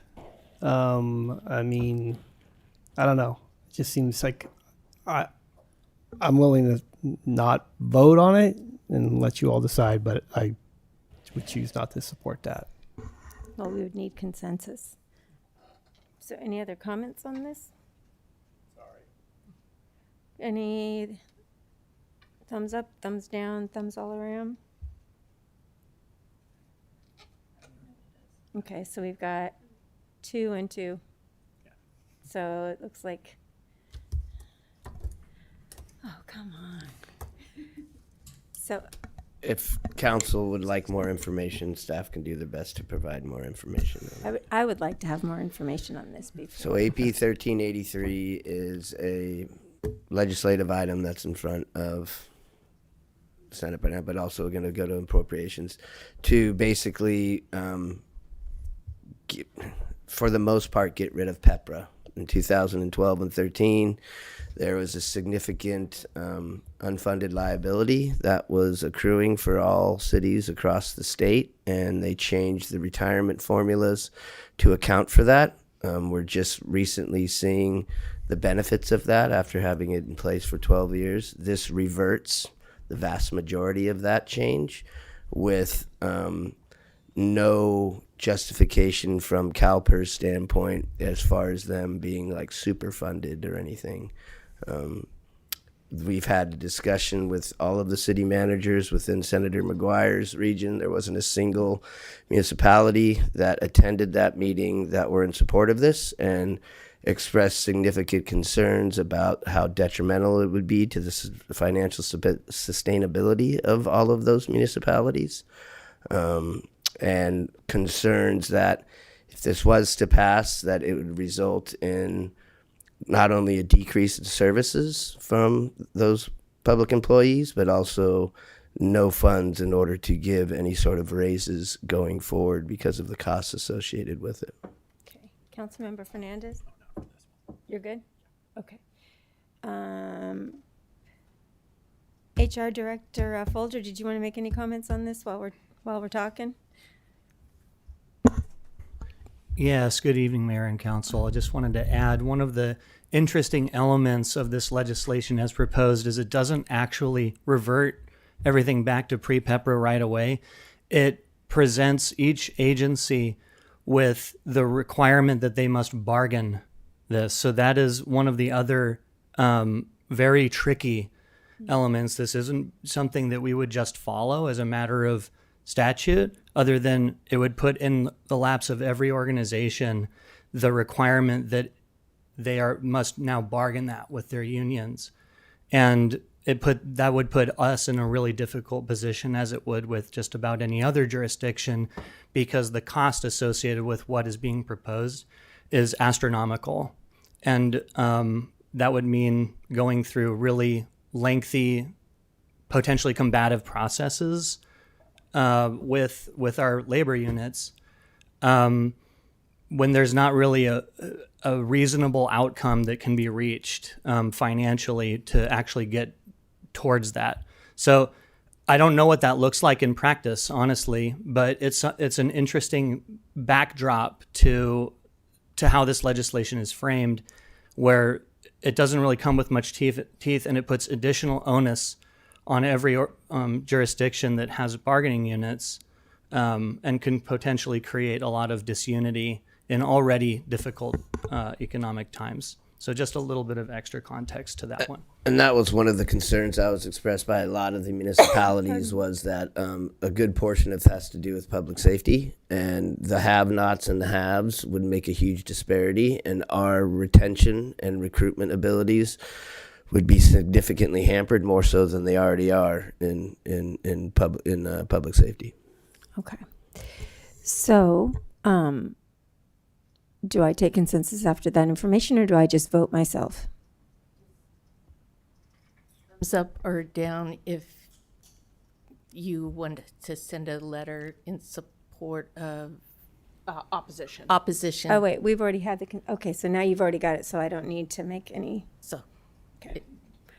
So Councilmember Contreras Deloach gave a thumbs up. Okay. After the explanation. Thank you. Okay. Councilmember Fernandez. And then I think some of us got an email earlier today asking us if we would sign on to a letter to support California's 211 services 211. No, some of you didn't see that. Okay. Let's see.